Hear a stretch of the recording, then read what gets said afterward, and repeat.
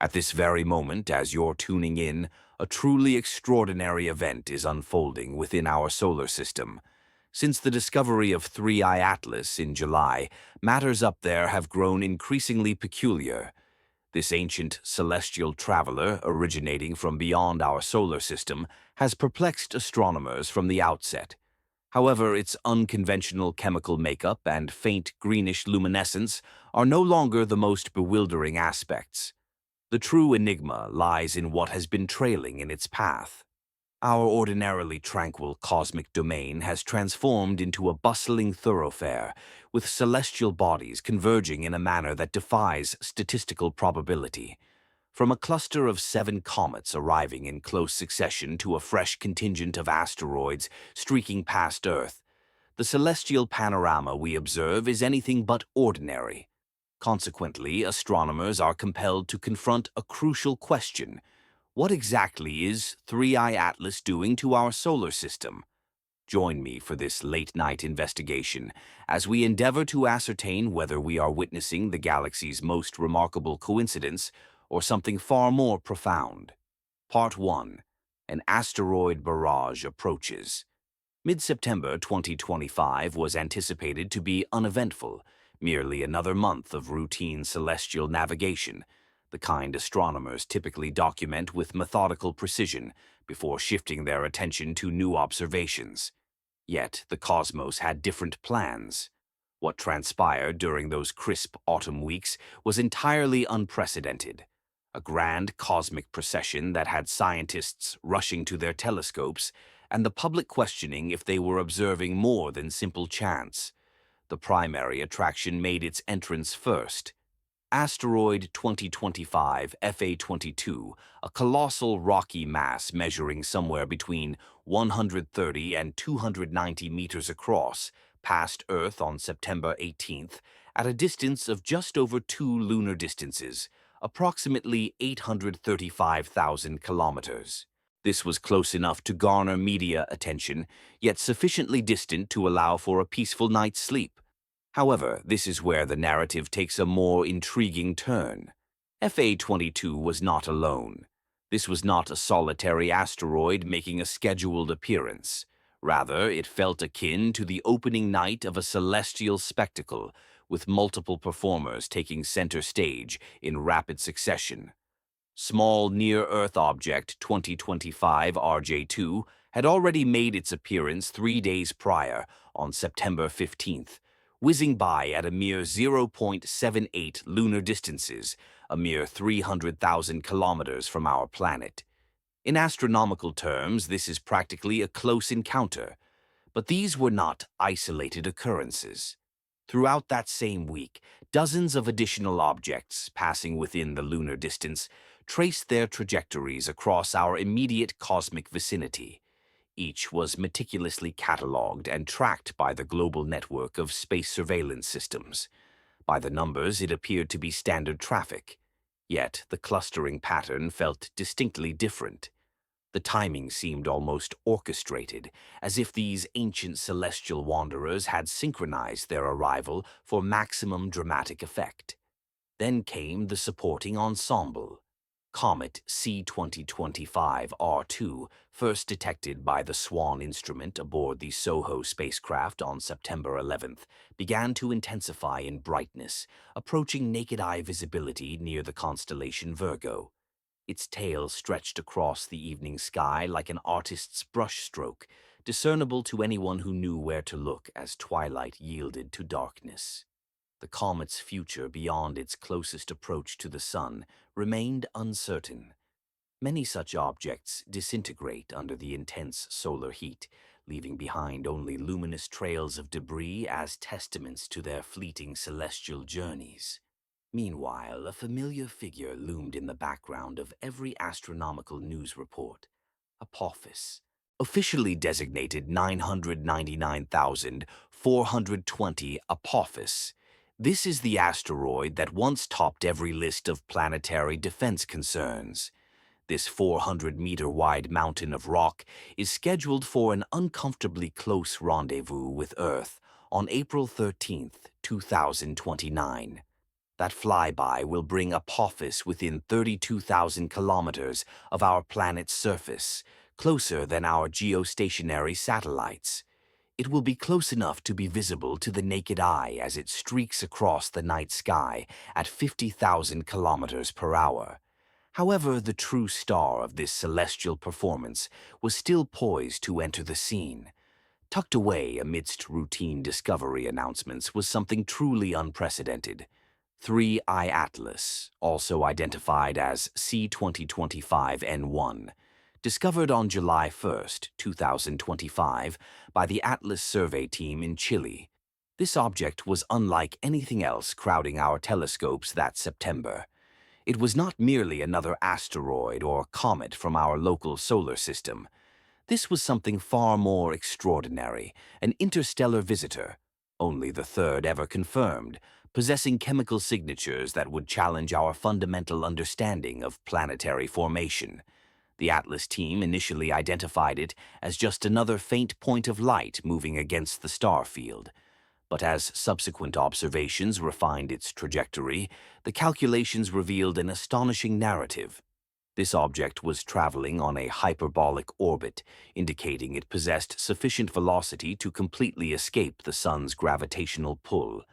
It had originated from another star system, possibly light years away, and after its brief passage through our solar neighborhood, it would continue its journey into the cosmic void, never to return. What made 3I Atlas even more remarkable was its timing. Its closest approach to the Sun was scheduled for late October 2025, mere weeks after the September asteroid procession. Then, like a performer exiting the stage, it would vanish into the Sun's glare, obscured by our star's overwhelming brilliance, but patience would be rewarded. In early December, as Earth's orbital movement brought us into a more favorable viewing position, 3I Atlas would re-emerge from behind the Sun's curtain, offering telescopes their optimal opportunity to study a genuine piece of interstellar matter. The observation window was perfect, perhaps too perfect for some. At its closest approach in December, the object would still be 1.8 astronomical units away, approximately 270 million kilometers from Earth, far enough to pose no threat, yet close enough for detailed spectroscopic analysis by our most powerful instruments. It was as if the universe had delivered a carefully packaged specimen from another star system directly to our astronomical doorstep, complete with ideal viewing conditions and a generous time frame for study. But why now? Why this sudden surge of cosmic activity converging within such a narrow time frame? Enhanced observational capabilities certainly played a role. The Vera C. Rubin Observatory had just captured its first light images in June 2025, identifying thousands of new asteroid detections in approximately 10 hours of operation. More instruments were scanning the skies with unprecedented sensitivity, revealing the true density of small bodies within our solar system. However, the timing felt too opportune, too coordinated to be attributed solely to observational bias. Was there something unique about September 2025? Some gravitational alignment or celestial configuration that had drawn these objects together? Or were we witnessing the initial stages of a grander event, a cosmic drama unfolding over timescales far beyond human comprehension? The prevailing sentiment among astronomers was not fear, but an intense sense of curiosity. Planetary defense systems had advanced significantly since the era when impacts were solely the domain of science fiction. We now possessed the technological capacity to track, characterize, and even divert potentially hazardous objects. The recent triumph of NASA's DART mission had demonstrated that kinetic impactors could effectively alter an asteroid's trajectory, while the European Space Agency's Hera mission was en route to meticulously examine the results. However, knowledge and preparedness are only as valuable as the warning time they afford. This brings us to the disquieting questions about the visitors we haven't yet detected, those still approaching from the Sun's direction, concealed in its glare until their final moments. If FA-22 had been on a collision course rather than a safe flyby, would we have had sufficient advance warning to mount an effective response? And what does 3I Atlas, with its alien composition and interstellar origins, reveal about the unseen population of objects traversing the space between stars? The September surge had awakened a profound realization within the scientific community. It was not panic, but the acknowledgement that our solar system is far more dynamic and interconnected with the wider galaxy than we had previously understood. We were witnessing the initial phase of humanity's transformation from a singular planetary species to active participants in galactic-scale phenomena. But first, we needed to comprehend the nature of what we were encountering. If FA-22 had impacted Earth instead of sailing safely past, what would that event have entailed? Part 2. A detailed examination of FA-22's potential impact. The physics of cosmic collisions are unforgiving. When asteroid 2025 FA-22 passed Earth on September 18th, at a distance of 835,000 kilometers, it carried kinetic energy equivalent to roughly 100 megatons of TNT. To put this into perspective, that is approximately 2,000 times more powerful than the bomb that devastated Hiroshima, all concentrated in a single rocky projectile measuring between 130 and 290 meters across. However, energy is only one facet of the equation. The critical factor is how that energy is delivered to our planet's surface. This depends entirely on a complex interplay of physics, including atmospheric entry angle, object composition, and sheer cosmic fortune. The distinction between a regional catastrophe and a global extinction event often hinges on factors as simple as whether the incoming object is composed of solid iron or loose rock, whether it enters at a steep angle or grazes the atmosphere, and whether it detonates in the air or penetrates to the ground. FA-22's approach velocity of approximately 10.8 kilometers per second was typical for near-Earth objects, fast enough to compress and heat the atmosphere ahead of it into a plasma sheath, but not so extreme as to suggest an origin from the outer solar system or beyond. At that speed, atmospheric entry would have been spectacularly violent. The object would have begun to radiate like a secondary sun, while still hundreds of kilometers above the surface, its leading edge reaching temperatures of several thousand degrees as it plowed through increasingly dense atmospheric layers. For a stony asteroid of FA-22's size, the most probable outcome would have been an airburst, a complete atmospheric detonation occurring somewhere between 5 and 15 kilometers above the surface. This is what occurred at Tunguska, Siberia, in 1908, when an estimated 3 to 15 megaton airburst flattened over 2,000 square kilometers of forest without leaving a crater. The FA-22 scenario would have been significantly more potent. Imagine standing 200 kilometers from ground zero on a clear morning. First, there would be the light, a flash brighter than the sun, visible even in broad daylight, causing retinal damage and igniting vegetation and clothing across hundreds of square kilometers. The thermal pulse would persist for several seconds, sufficient to inflict third-degree burns on exposed skin at distances exceeding 100 kilometers. Then would come the sound. The shockwave from a 100 megaton airburst would shatter windows across an area the size of a small nation. The overpressure wave would demolish most residential structures within 50 kilometers of ground zero and cause significant structural damage out to distances approaching 150 kilometers. Even robust concrete structures would sustain severe damage within the inner zone of destruction.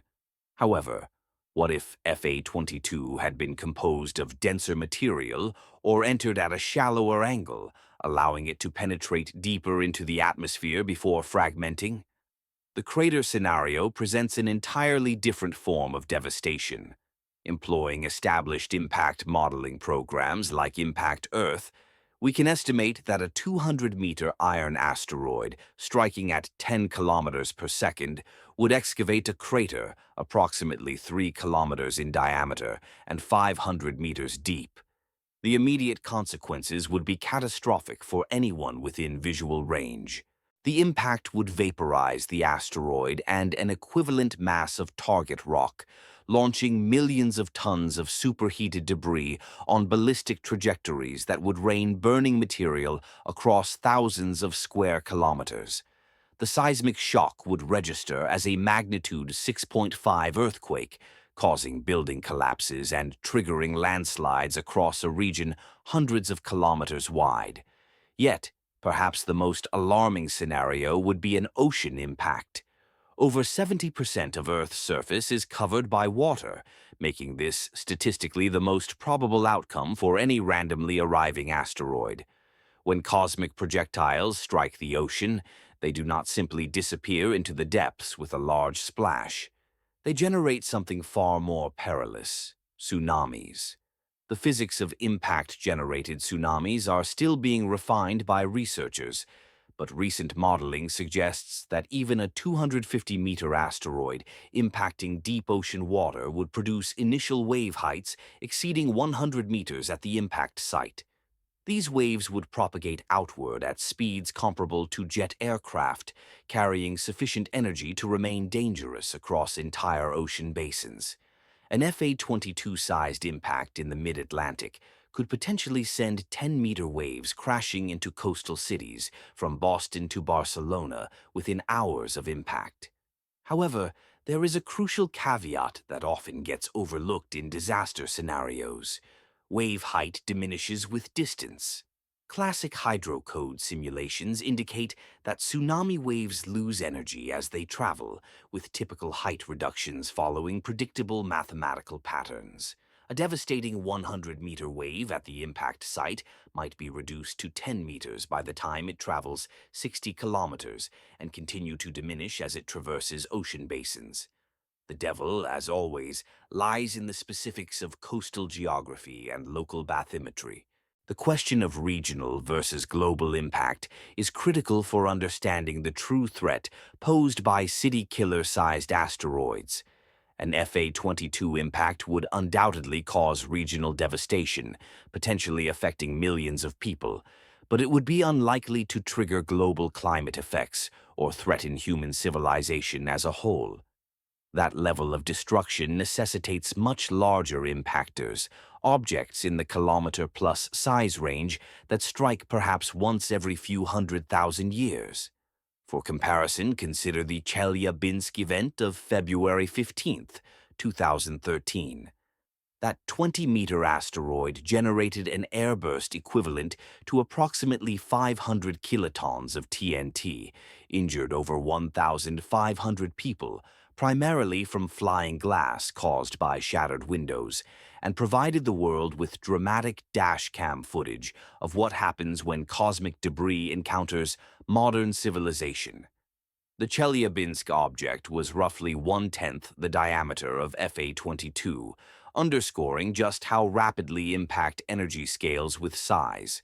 What made Chelyabinsk particularly concerning for planetary defense experts was not the damage it caused, but the fact that it arrived completely undetected. The asteroid approached from the direction of the sun, concealed within the solar glare until the final moments before atmospheric entry.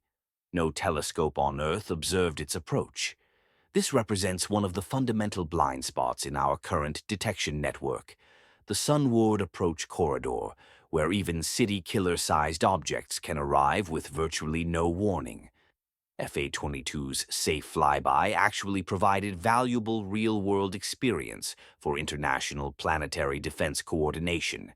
The asteroid's brief appearance on the European Space Agency's risk assessment list, followed by its removal after additional observations refined its orbit, allowed agencies to practice the delicate art of public communication regarding potentially hazardous objects. How does one inform the public about a potential threat without inciting panic?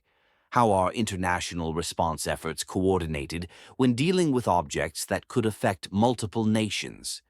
The International Asteroid Warning Network conducted what amounted to a live fire exercise during FA-22's approach, testing communication protocols and observation coordination procedures that would be essential in a genuine emergency.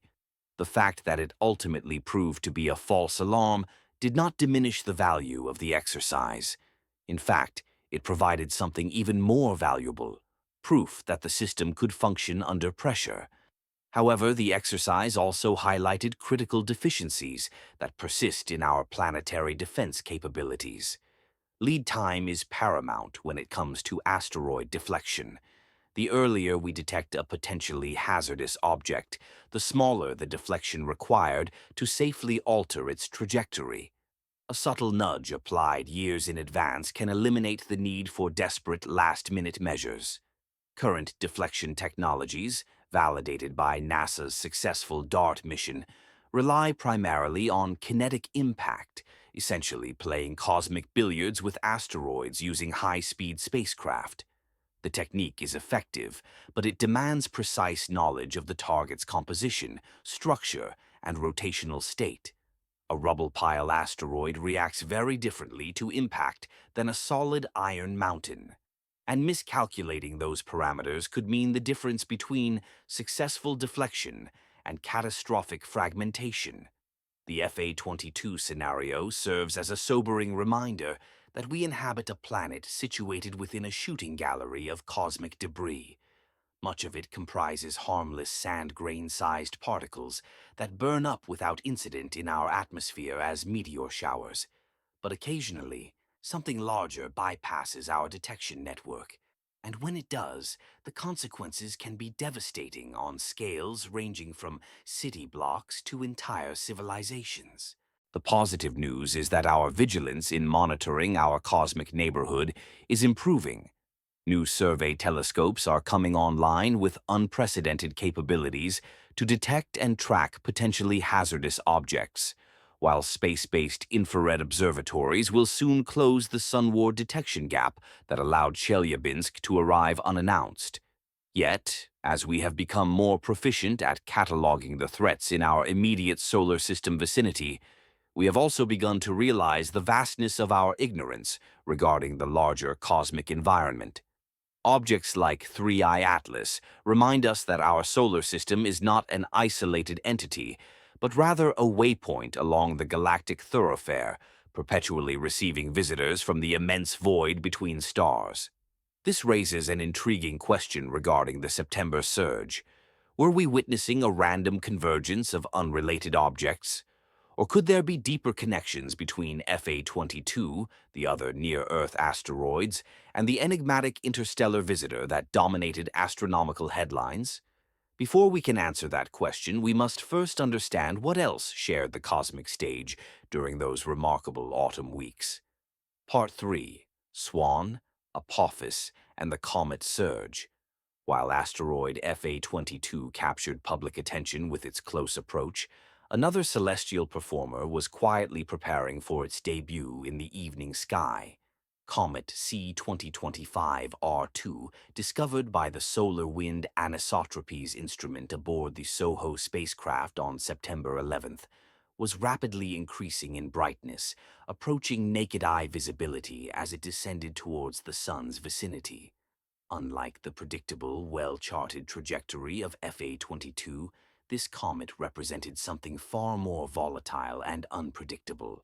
Swan's discovery of the comet highlighted one of the most elegant aspects of modern space-based astronomy.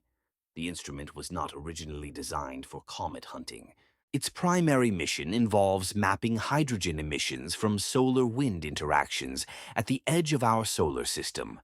However, it turns out that as comets begin their final approach to the Sun, they release hydrogen-rich water vapor in quantities detectable from millions of kilometers away. Swan, in essence, stumbles upon new comets by detecting their hydrogen signatures erupting against the backdrop of interplanetary space.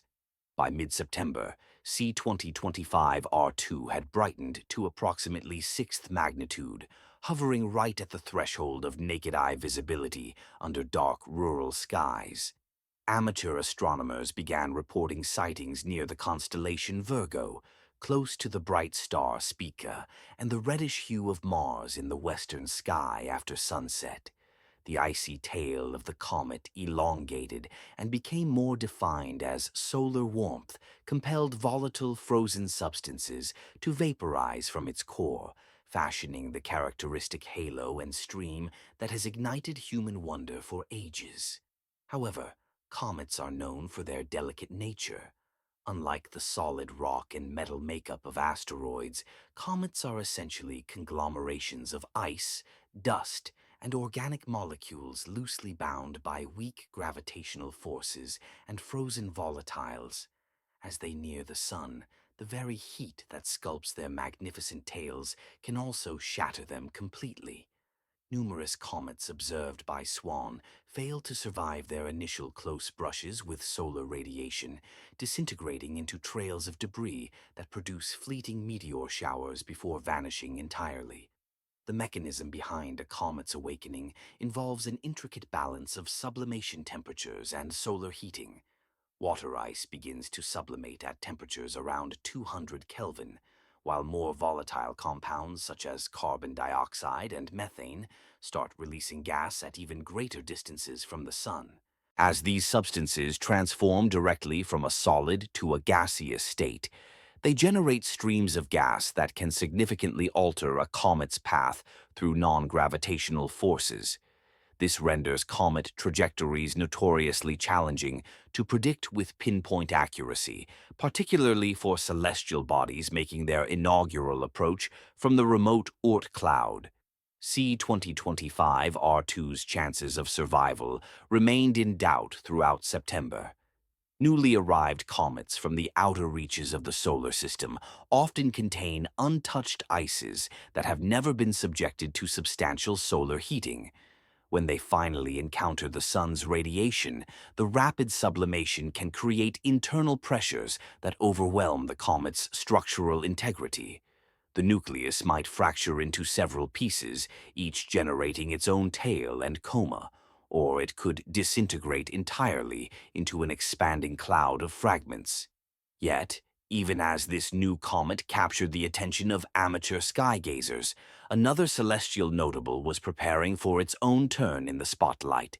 Asteroid 99242, Apophis, the 400-meter-wide mass of rock that once topped every list of planetary defense concerns, continues its relentless journey towards the closest asteroid encounter in recorded human history. On April 13, 2029, Apophis will sweep past Earth at a mere 32,000 kilometers, closer than our geostationary communication satellites. It will be close enough to appear as a brilliant, swiftly moving star, visible to the unaided eye, even from populated urban areas. The flyby will occur at approximately 50,000 kilometers per hour, meaning observers will be able to witness the asteroid's movement against the starfield in real time without the aid of telescopes. What makes the Apophis encounter scientifically captivating is that we know with absolute certainty it poses no impact risk for at least the next century. Radar observations and optical tracking have refined its orbit to an extraordinary degree of precision, eliminating any possibility of collision during the 2029 flyby or for decades thereafter. This allows scientists to concentrate entirely on the remarkable opportunity to study a large asteroid during an exceptionally close passage. The gravitational influence of Earth's pull during the flyby will be profound and enduring. Apophis will experience tidal forces powerful enough to alter its rotation speed, modify its surface features, and potentially trigger landslides or redistribute regolith across its entire expanse. The asteroid that emerges from this encounter will be measurably different from the one that approached, offering a natural laboratory for examining how close planetary encounters reshape smaller bodies over geological timescales. NASA's OSIRIS-APEX mission, A reconfigured version of the successful OSIRIS-REx sample return spacecraft is already en route to rendezvous with Apophis shortly after the 2029 flyby. The spacecraft will spend months mapping the asteroid's post-encounter surface, measuring how the gravitational interaction with Earth has altered its physical properties and internal structure. This data will be invaluable for future asteroid deflection missions, which must account for how target objects react to external forces.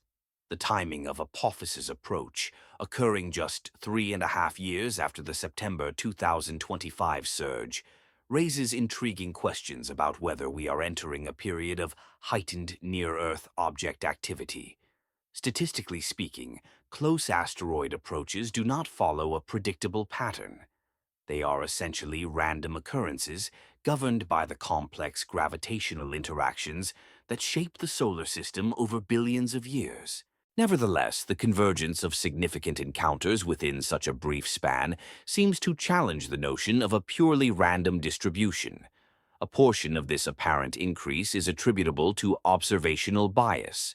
The completion of major asteroid surveys like Linear and Spacewatch over the past 2 decades has dramatically enhanced our capacity to detect and monitor potentially hazardous objects.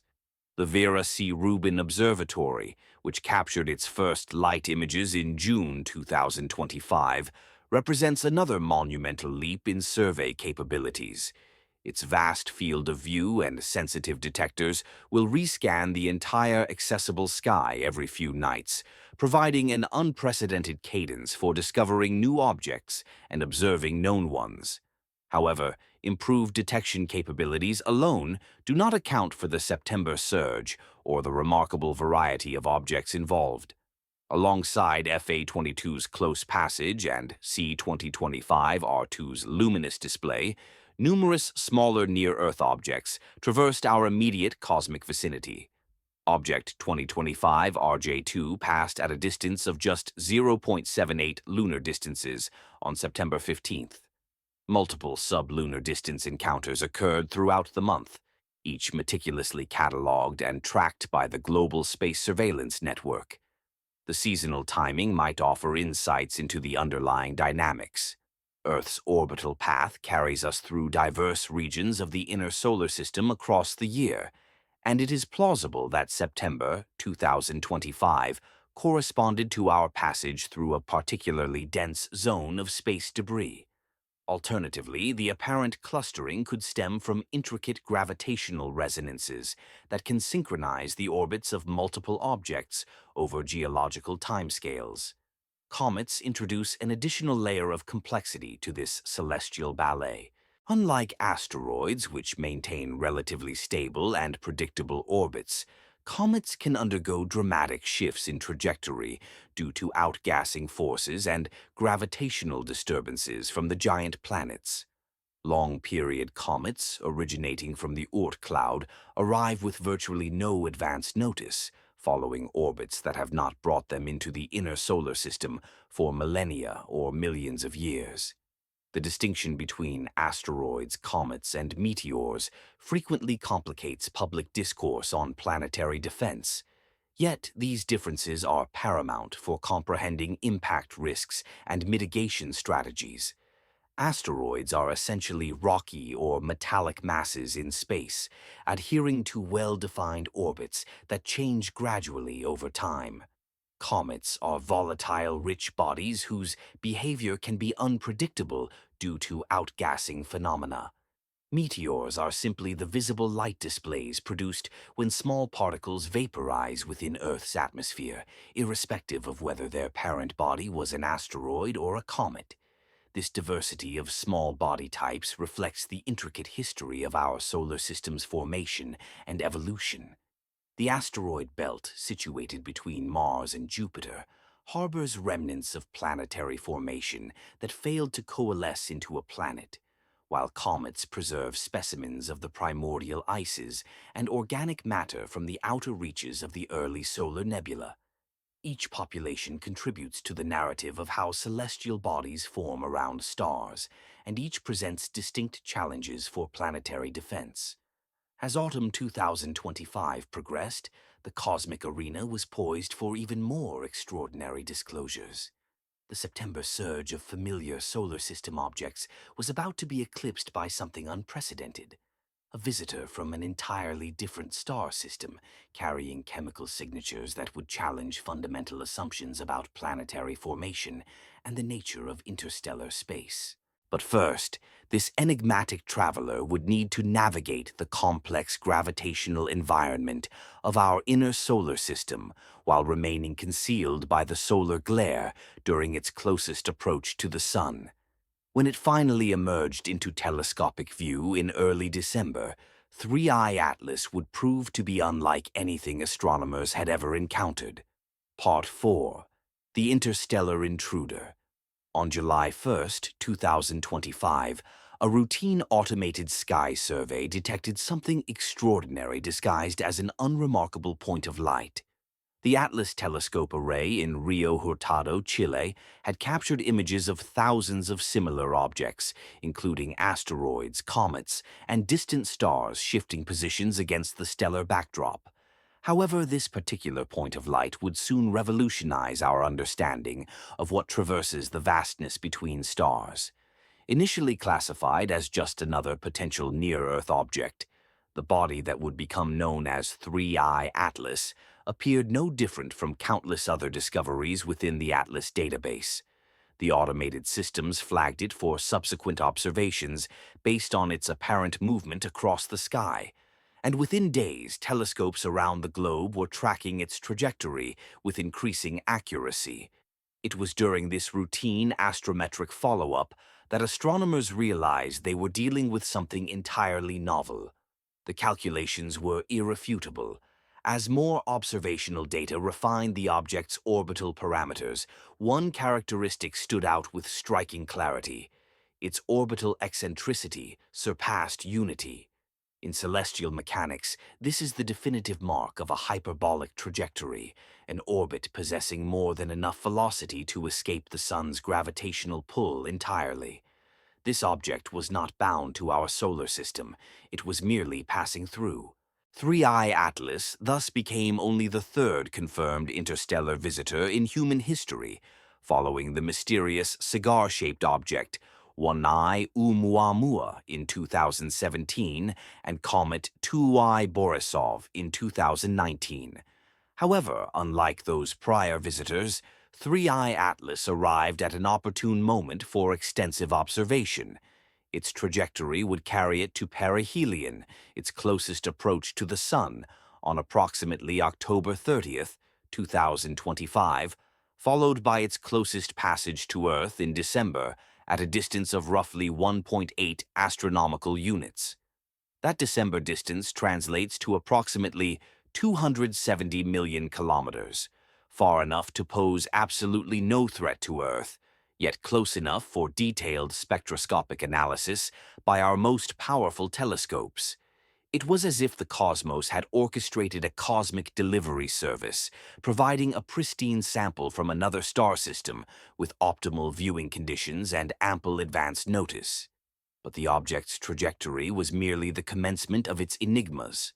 As observational data accumulated throughout the summer and early autumn of 2025, 3I Atlas began exhibiting characteristics that challenged established notions about both interstellar space and cometary behavior.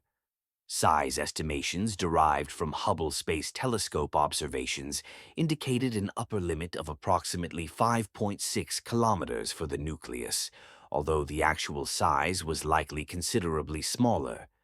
This placed it in an intermediate range between typical comet nuclei and small asteroids. What truly distinguished 3I Atlas from its interstellar predecessors was its unmistakably cometary behavior. Unlike 1I Oumuamua, which displayed no discernible coma or tail despite its puzzling non-gravitational acceleration, 3I Atlas developed a classic cometary appearance as it approached the Sun's position. By September, ground-based telescopes were resolving a substantial coma, the envelope of dust and gas surrounding the nucleus, along with the nascent stages of what would become an impressive tail structure. This cometary activity provided the initial indications of the object's truly alien chemistry. When the James Webb Space Telescope directed its infrared spectrographs towards 3I Atlas in late summer 2025, the findings were unlike anything observed in solar system comets. The object's coma exhibited an unusually high ratio of carbon dioxide to water vapor, among the highest CO2 to H2O ratios ever measured in a comet. To grasp the significance of this chemical composition, consider how comets typically form in planetary systems. Water ice condenses from the protoplanetary nebula at temperatures around 150 Kelvin, corresponding to orbital distances of approximately 2 to 3 astronomical units from a sun-like star. Carbon dioxide, with its lower sublimation temperature, condenses much farther out, beyond the snowline where temperatures drop below 78 Kelvin. The extreme dominance of CO2 in 3I Atlas suggests formation in the frigid outer reaches of its parent planetary system, far beyond the origin of most solar system comets. Either this object condensed from a protoplanetary disk that was exceptionally rich in carbon dioxide, or it formed so distant from its parent star that water ice never had a chance to accumulate in significant quantities. However, the chemical anomalies did not cease with carbon dioxide. Spectroscopic observations from the Very Large Telescope in Chile revealed another perplexing feature: prominent nickel emission lines accompanied by surprisingly weak iron signatures. In typical solar system comets, iron and nickel are present in roughly solar proportions, reflecting the composition of the stellar nebula from which they condensed. The apparent depletion of iron relative to nickel in 3I Atlas hints at chemical processing or formation conditions distinct from anything in our local cosmic neighborhood. As autumn progressed and 3I Atlas continued its journey towards perihelion, its tail structure grew increasingly complex and visually spectacular. The Gemini Observatory and other ground-based facilities documented multiple tail components with varying orientations and compositions, suggesting the ongoing activation of volatile materials across different regions of the nucleus. The object was literally coming to life under solar heating after potentially billions of years adrift in the frigid emptiness between stars. The observational timeline for 3I Atlas presented both opportunities and challenges. As it approached perihelion in late October, the comet would become progressively more difficult to observe from Earth due to its proximity to the Sun in our sky. Solar glare would effectively obscure the object during its most active phase, a period when thermal processing might reveal additional clues about its composition and internal structure. However, patience would be rewarded. Earth's orbital motion would gradually improve the viewing geometry throughout November, and by early December, 3I Atlas would emerge from behind the solar glare into a prime observing position. At its closest approach to Earth in mid-December, the object would still be nearly 200 times farther away than the Moon, but well situated for extended spectroscopic campaigns by major observatories. The intervening months of obscured observation presented a tantalizing mystery. What transformations would occur as 3I Atlas reached peak solar heating? Would its unusual chemistry remain stable, or would the intense radiation drive off surface materials to expose different compositions beneath? Most crucially, would the object survive perihelion intact, or would thermal stresses fragment it into multiple pieces, as has happened to so many comets before it? Preliminary kinematic modeling suggested that 3I Atlas might be extraordinarily ancient, possibly exceeding 7 billion years, if recent calculations linking it to the galaxy's thick disk population proved accurate. This would render it older than our entire solar system, a wanderer that had been drifting through interstellar space since before Earth even existed. The chemical signatures preserved within its ices and rocky components could provide direct insights into the conditions of the early galaxy, when star formation rates and heavy element abundances were drastically different from today. Unlike One-Eye Oumuamua's brief visit and swift departure, Three-Eye Atlas offered the prospect of extended study across multiple observing seasons. Its moderate approach, velocity, and favorable geometry would keep it within the observational range of major telescopes well into 2026, providing an unparalleled opportunity to characterize an authentic fragment of another star system. However, even as astronomers prepared for months of detailed observations, persistent questions remained regarding the object's origins and its journey to our solar system. How long had it been adrift in interstellar space? What star system had ejected it? And under what circumstances? Most intriguing of all was its arrival during the same period as the September asteroid surge, purely coincidental. Or could there be deeper connections linking the interstellar visitor to the unusual clustering of near-Earth object encounters? The apparent synchronization of celestial events was beginning to strain credulity. First, the procession of closely approaching asteroids, then the luminous comet, and finally, the emergence of an interstellar visitor with unprecedented chemical signatures. We were either witnessing an extraordinarily improbable convergence of unrelated phenomena, or something more fundamental was orchestrating this celestial performance. As Three-Eye Atlas continued its descent towards perihelion, hidden behind the intensifying solar glare, astronomers could only conjecture about the revelations that awaited its December reappearance. But already the object had begun to unveil secrets that would reshape our understanding of planetary formation, interstellar chemistry, and our place within the galactic community. The question was no longer whether this visitor would provide new insights into the cosmos. It was whether we were prepared for the implications of what it might reveal about the universe beyond the confines of our solar system. The true enigma, however, was only just beginning to unfold. Because while Three-Eye Atlas commanded scientific attention with its alien chemistry and ancient origins, a growing number of researchers were starting to discern patterns within the September surge that suggested something more than random cosmic coincidence was at play. Part 5. A Planetary Defense Wake-Up Call. The September 2025 surge served as an uncomfortable reminder of just how precarious our planetary defense capabilities remain, despite decades of technological advancement and international cooperation. While we successfully tracked and characterized every significant object that approached Earth during those eventful weeks, the clustering of encounters highlighted critical vulnerabilities that could prove catastrophic if confronted by the wrong kind of visitor at the wrong time. Consider the fundamental challenge posed by detection geometry. The vast majority of our asteroid hunting telescopes are ground-based facilities that can only observe objects when they are sufficiently distanced from the sun in our sky. This creates a massive blind spot in the direction of our nearest star, precisely the approach corridor that delivered the Chelyabinsk impactor completely undetected in 2013.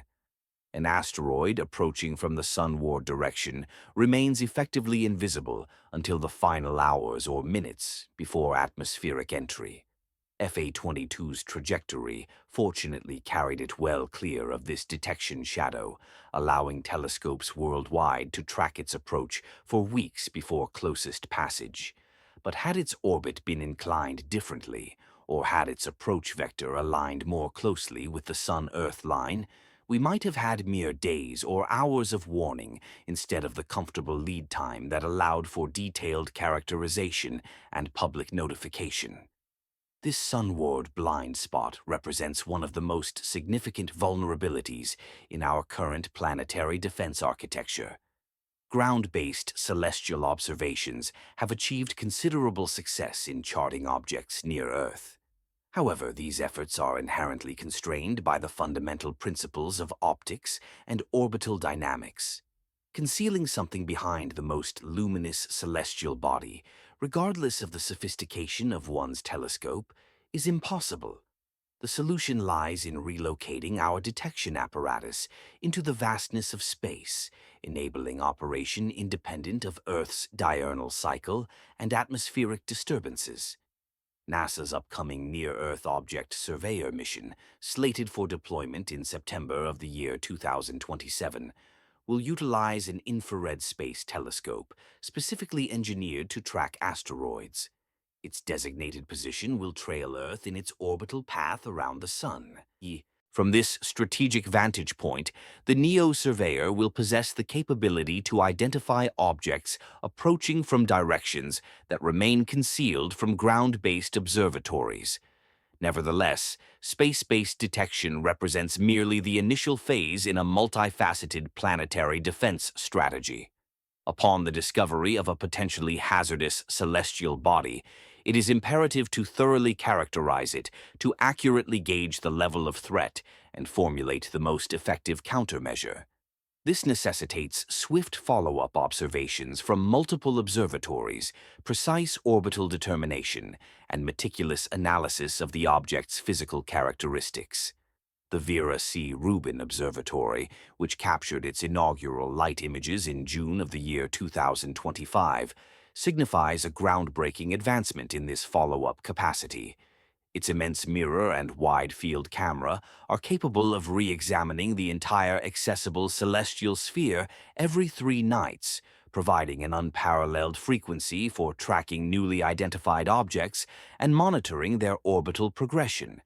In its initial 10 hours of operation, the Rubin Observatory cataloged thousands of new asteroid detections, underscoring the instrument's potential to substantially broaden our understanding of the near-Earth object population.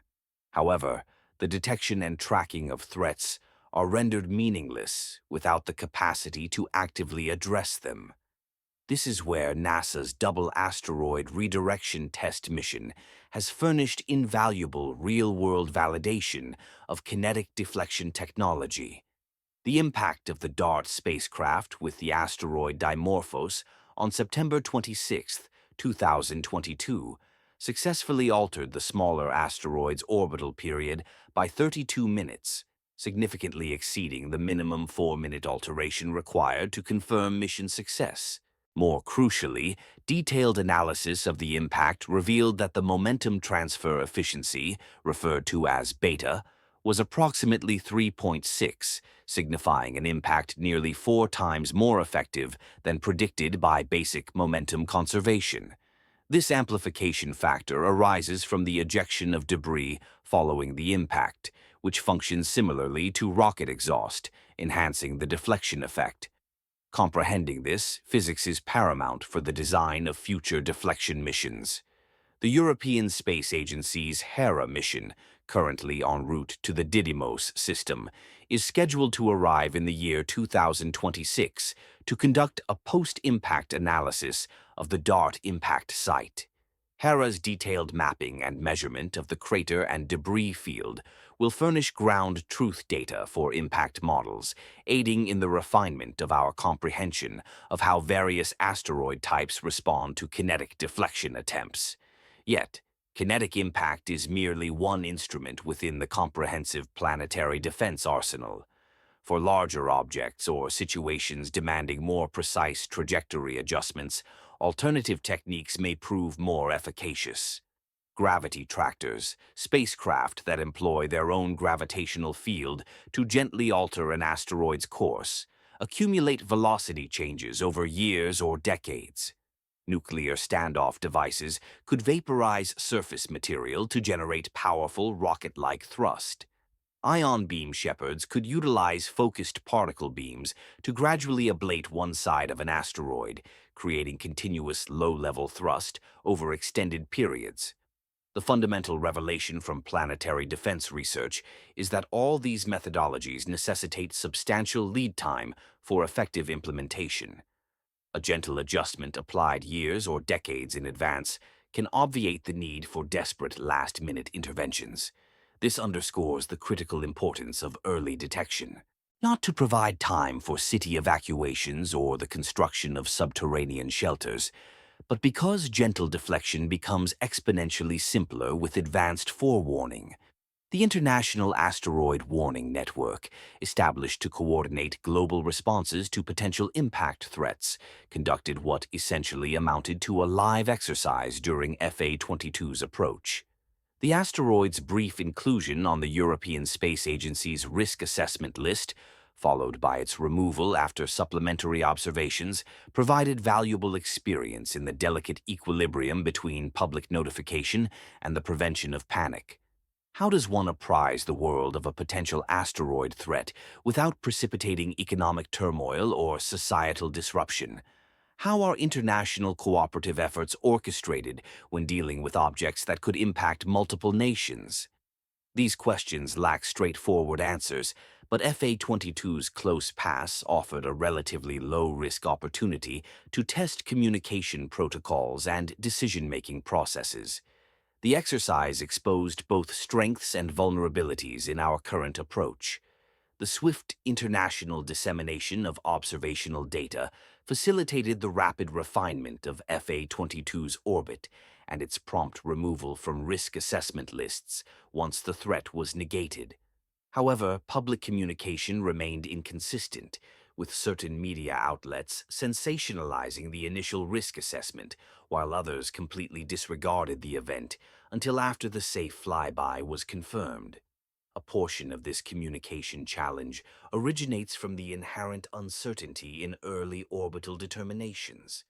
When an asteroid is initially detected, its trajectory is poorly defined due to limited observational data. The region of uncertainty, representing the spectrum of possible orbits consistent with available measurements, can encompass both impact and near-miss scenarios. Only additional observations can adequately narrow this uncertainty to enable definitive predictions. This engenders a fundamental tension in planetary defense communication. Deferring notification until the probability of impact drops to zero risks, forfeiting valuable preparation time if the object indeed proves to be on a collision course. Conversely, disseminating information while significant uncertainty persists risks triggering unwarranted alarm or, worse, public skepticism if the threat assessment shifts as improved data becomes accessible. The September surge also highlighted remaining deficiencies in our detection capabilities, notwithstanding recent advancements. Long-period comets originating from the outer solar system can still appear with relatively little warning, as their highly elliptical orbits spend the majority of their time in distant regions where they remain undetectable. Comet Swift-Tuttle, for instance, will not return to the inner solar system until the year 2026, yet its nucleus is estimated to be 26 kilometers in diameter, sufficiently large to inflict global devastation if its trajectory were to intersect Earth's path. Perhaps most disconcerting are the city-killer-sized objects, ranging from 100 to 300 meters. These are substantial enough to cause regional devastation, but small enough to evade detection until they are exceedingly close to Earth. Current surveys have catalogued the majority of kilometer-plus objects capable of causing global repercussions, but the inventory of smaller, potentially hazardous asteroids remains incomplete. The September events also raised unsettling questions regarding our capacity to manage multiple simultaneous threats. While FA-22 dominated headlines, dozens of smaller objects were concurrently traversing our local cosmic environment.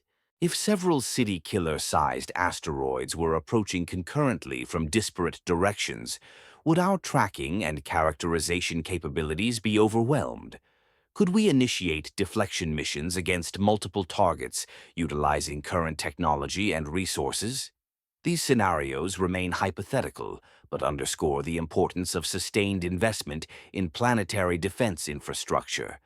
The completion of the Rubin Observatory survey, the deployment of NEO Surveyor, and the ongoing development of deflection technologies represent crucial strides toward a truly resilient planetary defense capability.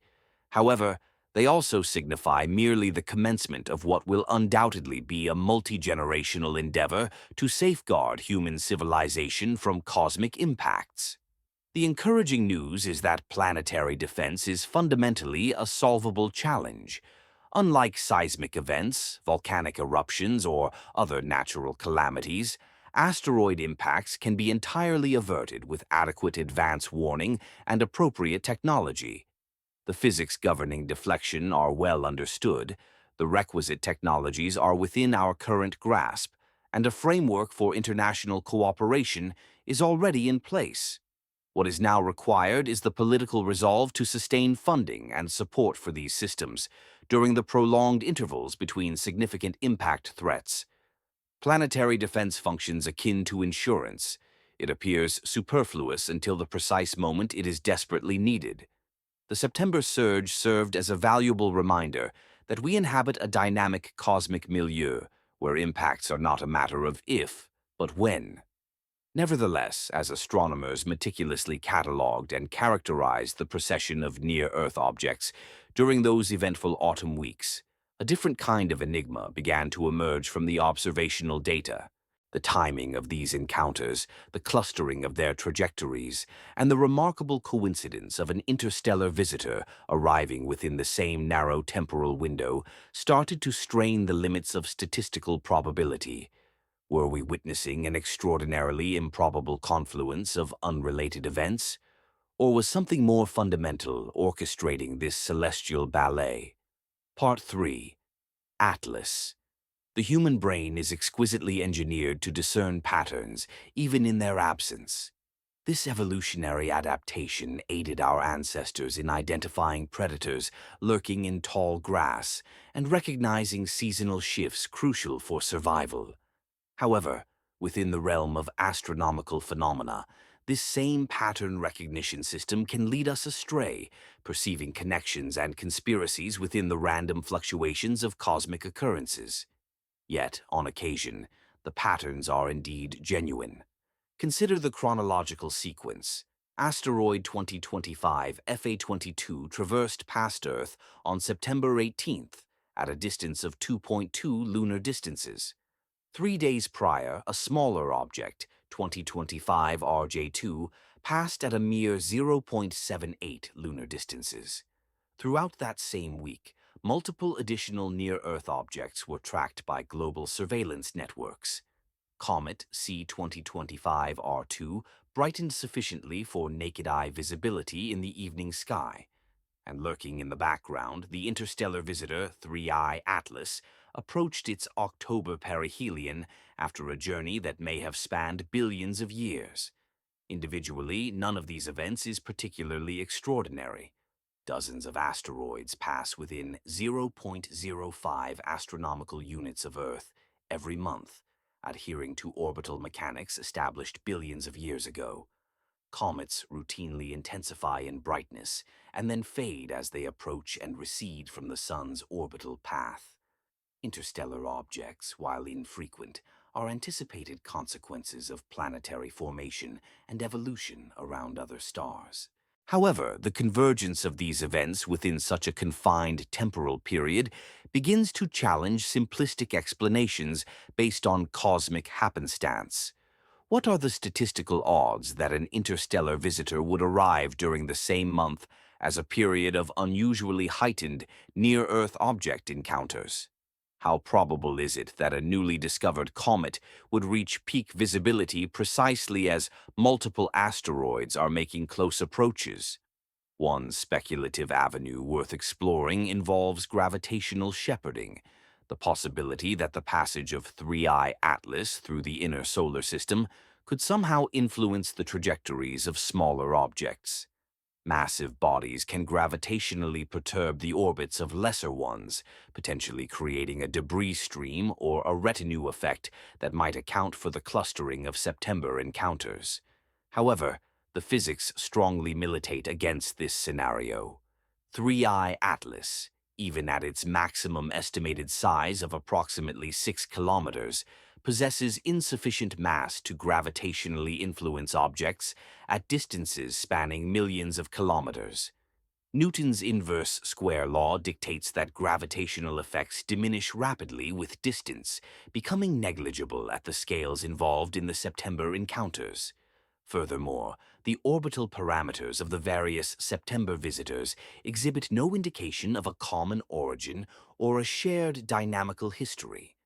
FA-22 follows a typical near-Earth object orbit characterized by moderate eccentricity and inclination.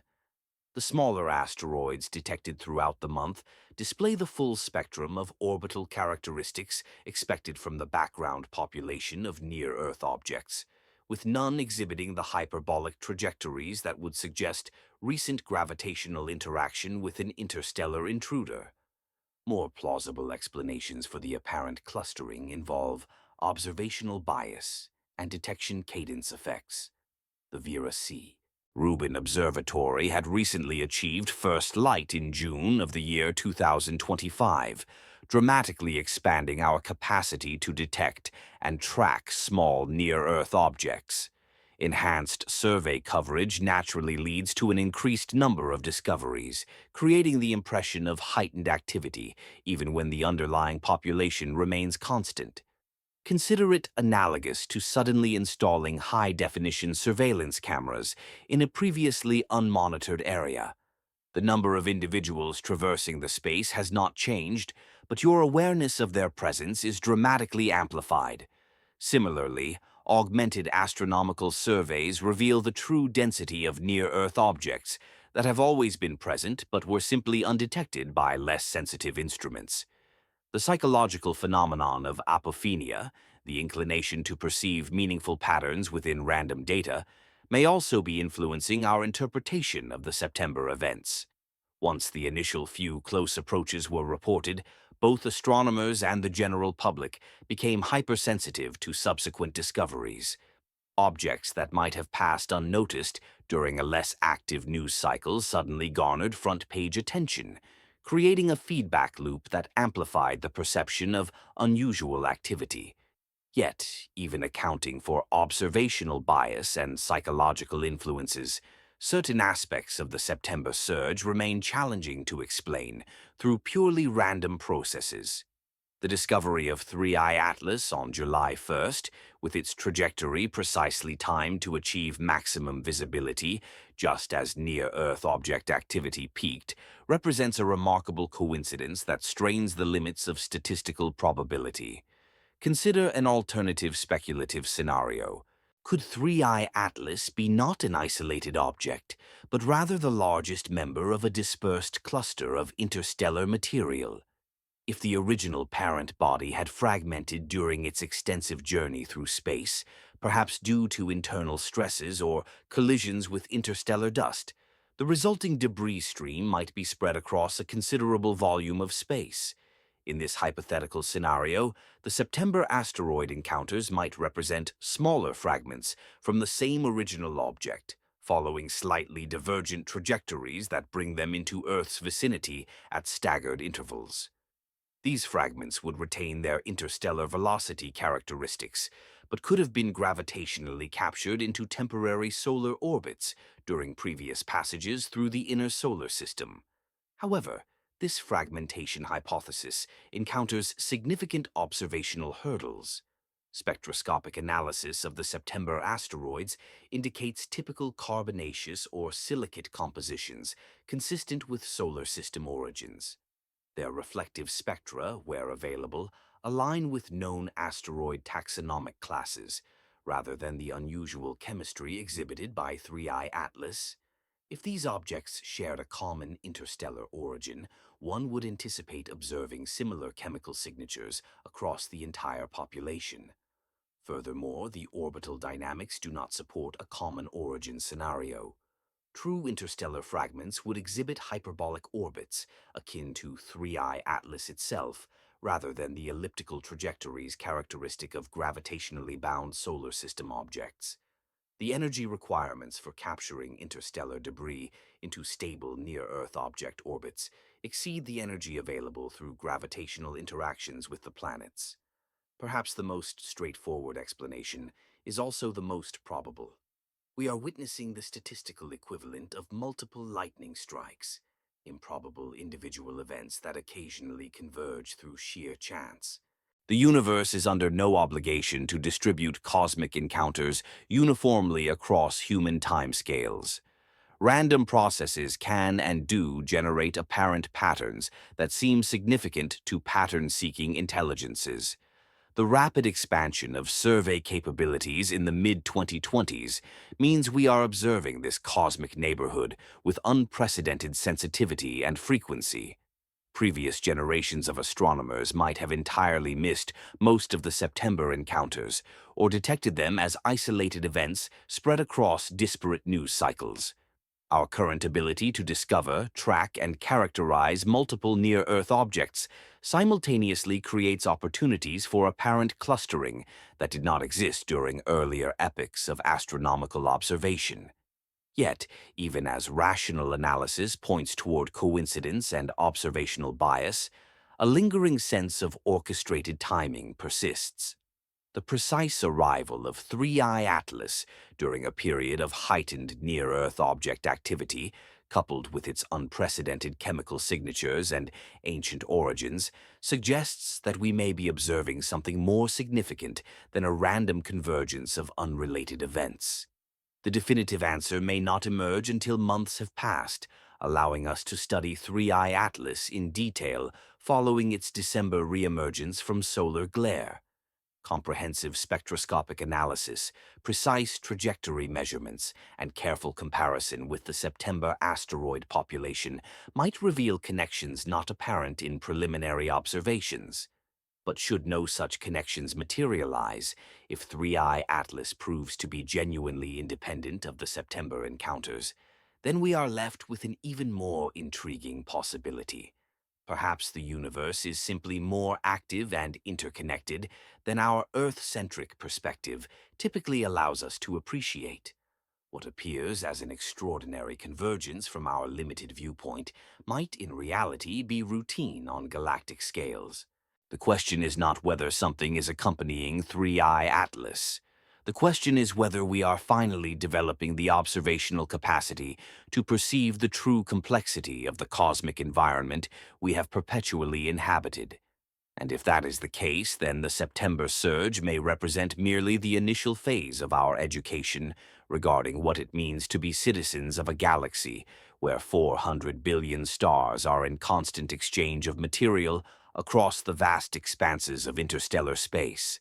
However, before we can address those larger questions, we must first comprehend the reasons behind 3I Atlas's peculiar behavior.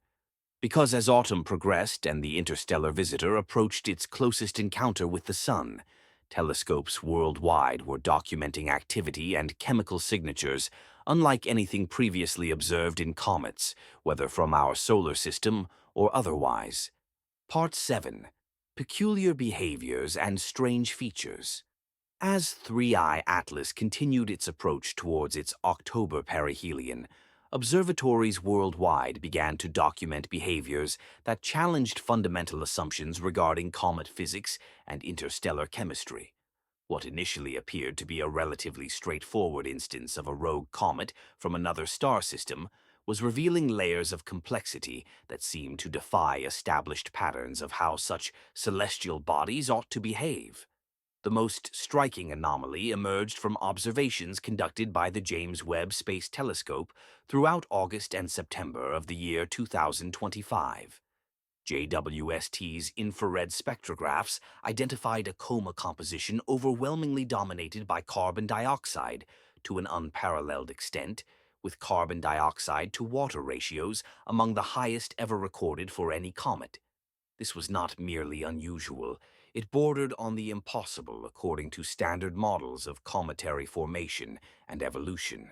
To grasp the significance of this chemical anomaly, consider the typical genesis of comets within planetary systems. Water ice typically solidifies from protoplanetary disks at temperatures around 150 Kelvin units from stars similar to our Sun. This is why most comets originating in our solar system, formed in the outer reaches beyond Neptune's orbital path, still retain substantial quantities of water ice mixed with other volatile substances.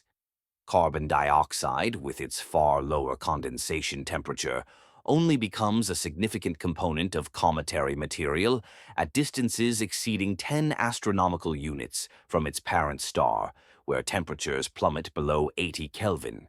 Even then, carbon dioxide typically remains a secondary constituent when compared to water ice. The extreme prevalence of carbon dioxide in 3I Atlas suggests either formation under conditions vastly dissimilar to those in our solar system, or subsequent processing that selectively diminished water while preserving carbon dioxide. One plausible scenario involves a planetary system considerably larger or colder than our own. If 3I Atlas coalesced from a protoplanetary disk surrounding a low-mass star, or formed in the distant confines of a system with multiple gas giants, it might have originated in a zone where carbon dioxide ice was the primary volatile component. In such environments, water may never have condensed in significant quantities, leading to the extreme compositional ratios observed by JWST. Alternatively, the object could have undergone extensive alteration during its prolonged voyage through interstellar space. Bombardment by cosmic rays over millions or even billions of years could potentially modify surface chemistry through radiolysis, the process of breaking chemical bonds via high-energy radiation. If this process preferentially eliminated water molecules while leaving carbon dioxide intact, it could explain the current composition without necessitating peculiar formation conditions. However, the chemical peculiarities did not end with the carbon dioxide dominance. Spectroscopic observations conducted by the Very Large Telescope in Chile revealed another perplexing characteristic: prominent emission lines originating from nickel atoms, with surprisingly faint corresponding signatures from iron. This represents a significant deviation from typical solar system compositions, where iron and nickel generally appear in roughly solar proportions, reflecting the elemental abundances present in the stellar nebula. 3I Atlas thus poses fundamental questions regarding its formation, environment, or subsequent evolutionary path. One speculative hypothesis involves differential processing of metallic components during the object's interstellar transit. Iron and nickel possess distinct sublimation temperatures and chemical reactivities. Consequently, prolonged exposure to cosmic radiation or impacts from interstellar dust might selectively remove iron while preserving nickel in more stable chemical forms. Another intriguing hypothesis posits that 3I Atlas formed within a stellar environment characterized by non-solar elemental abundances. If its parent star belonged to a different galactic stellar population, perhaps the thick disk or halo components which harbor stars with unusual chemical compositions, the resulting planetary debris might naturally exhibit iron-to-nickel ratios dissimilar to those observed in our local cosmic vicinity. As summer transitioned into autumn and 3I, Atlas drew closer to its October perihelion. Its tail structure evolved into an increasingly intricate and visually spectacular display. Ground-based observations from facilities such as the Gemini Observatory documented multiple tail components, exhibiting distinct orientations, colors, and apparent particle sizes. This multi-component structure indicated the ongoing activation of various volatile reservoirs across different regions of the nucleus. The physics underlying this complex tail development involves the selective sublimation of different ice species. As the comet encounters increasing solar heating, carbon dioxide begins to outgas at considerably greater distances from the sun than water ice, potentially establishing an initial coma and tail structure dominated by carbon dioxide. As the object progresses closer to perihelion, the activation of water ice may trigger a secondary phase of tail development, characterized by different optical properties and dynamic behavior. Polarimetry measurements, which analyze the polarization state of sunlight scattered by the comet's coma and tail, provided additional insights into the nature of dust particles being ejected from the nucleus. The polarization signature suggested dust grains possessing unusual size distributions or optical properties when compared to typical solar system comets. This could imply either distinct formation processes within the original protoplanetary disk or extensive modifications during its lengthy interstellar journey. One particularly fascinating aspect of 3I Atlas's behavior involved apparent episodic brightenings that seemed to occur independently of its proximity to the Sun. Most comets exhibit predictable brightening curves as they approach perihelion, with their luminosity increasing smoothly as their solar distance decreases. However, 3I Atlas displayed periodic flare-ups, suggesting more complex internal mechanisms at play. These outbursts could stem from the sudden exposure of fresh, volatile-rich material as surface crusts are shed due to solar heating. Numerous comets develop insulating layers of dust and processed organic compounds that suppress sublimation until thermal stresses or internal gas pressure breach these protective coverings. When this rupture occurs, the underlying pristine ices can sublimate rapidly, leading to dramatic, temporary surges in activity. Alternatively, the episodic behavior might reflect internal structural adjustments, as 3I Atlas adapted to solar heating after potentially billions of years in the frigid emptiness of interstellar space. Temperature gradients penetrating the nucleus could instigate subsurface sublimation, fracturing internal ice deposits, exposing new surfaces to solar radiation, and initiating cascading activation events. The rotational characteristics of 3I Atlas also appeared anomalous when contrasted with typical solar system comets. Photometric observations designed to measure brightness fluctuations as the nucleus rotated revealed either an unusually lengthy rotation period or a complex tumbling motion that complicated period determination. This might indicate structural alterations during its interstellar sojourn, or simply reflect the initial angular momentum state inherited from whatever event ejected it from its parent system. Yet, perhaps the most striking aspect of 3I Atlas's behavior was its simultaneous normalcy in certain respects and its complete unprecedentedness in others. The fundamental physics governing coma formation, tail development, and volatile sublimation adhered to well-established principles. Nevertheless, its specific chemical signatures, temporal progression, and structural attributes seem to defy every expectation derived from decades of cometary research. This confluence of familiar and alien characteristics suggested that 3I Atlas represented something genuinely novel in astronomical observation. Not merely another comet from a different star system, but a window into planetary formation processes and stellar environments fundamentally distinct from our local cosmic vicinity. The object was, concurrently, both confirming and challenging our comprehension of planetary system evolution and the types of debris they might eject into the galaxy. As 3I Atlas entered its final weeks before perihelion passage and its temporary obscuration behind the sun's glare, the accumulating observational evidence painted a portrait of an object that defied simple categorization. It was unequivocally a comet, evident from its activity and spectroscopic properties. However, its chemistry and behavioral patterns did not align with any known class of solar system objects. The central question was whether these anomalies represented genuinely exotic physics and chemistry, or simply the extreme edge of natural variation within planetary system debris.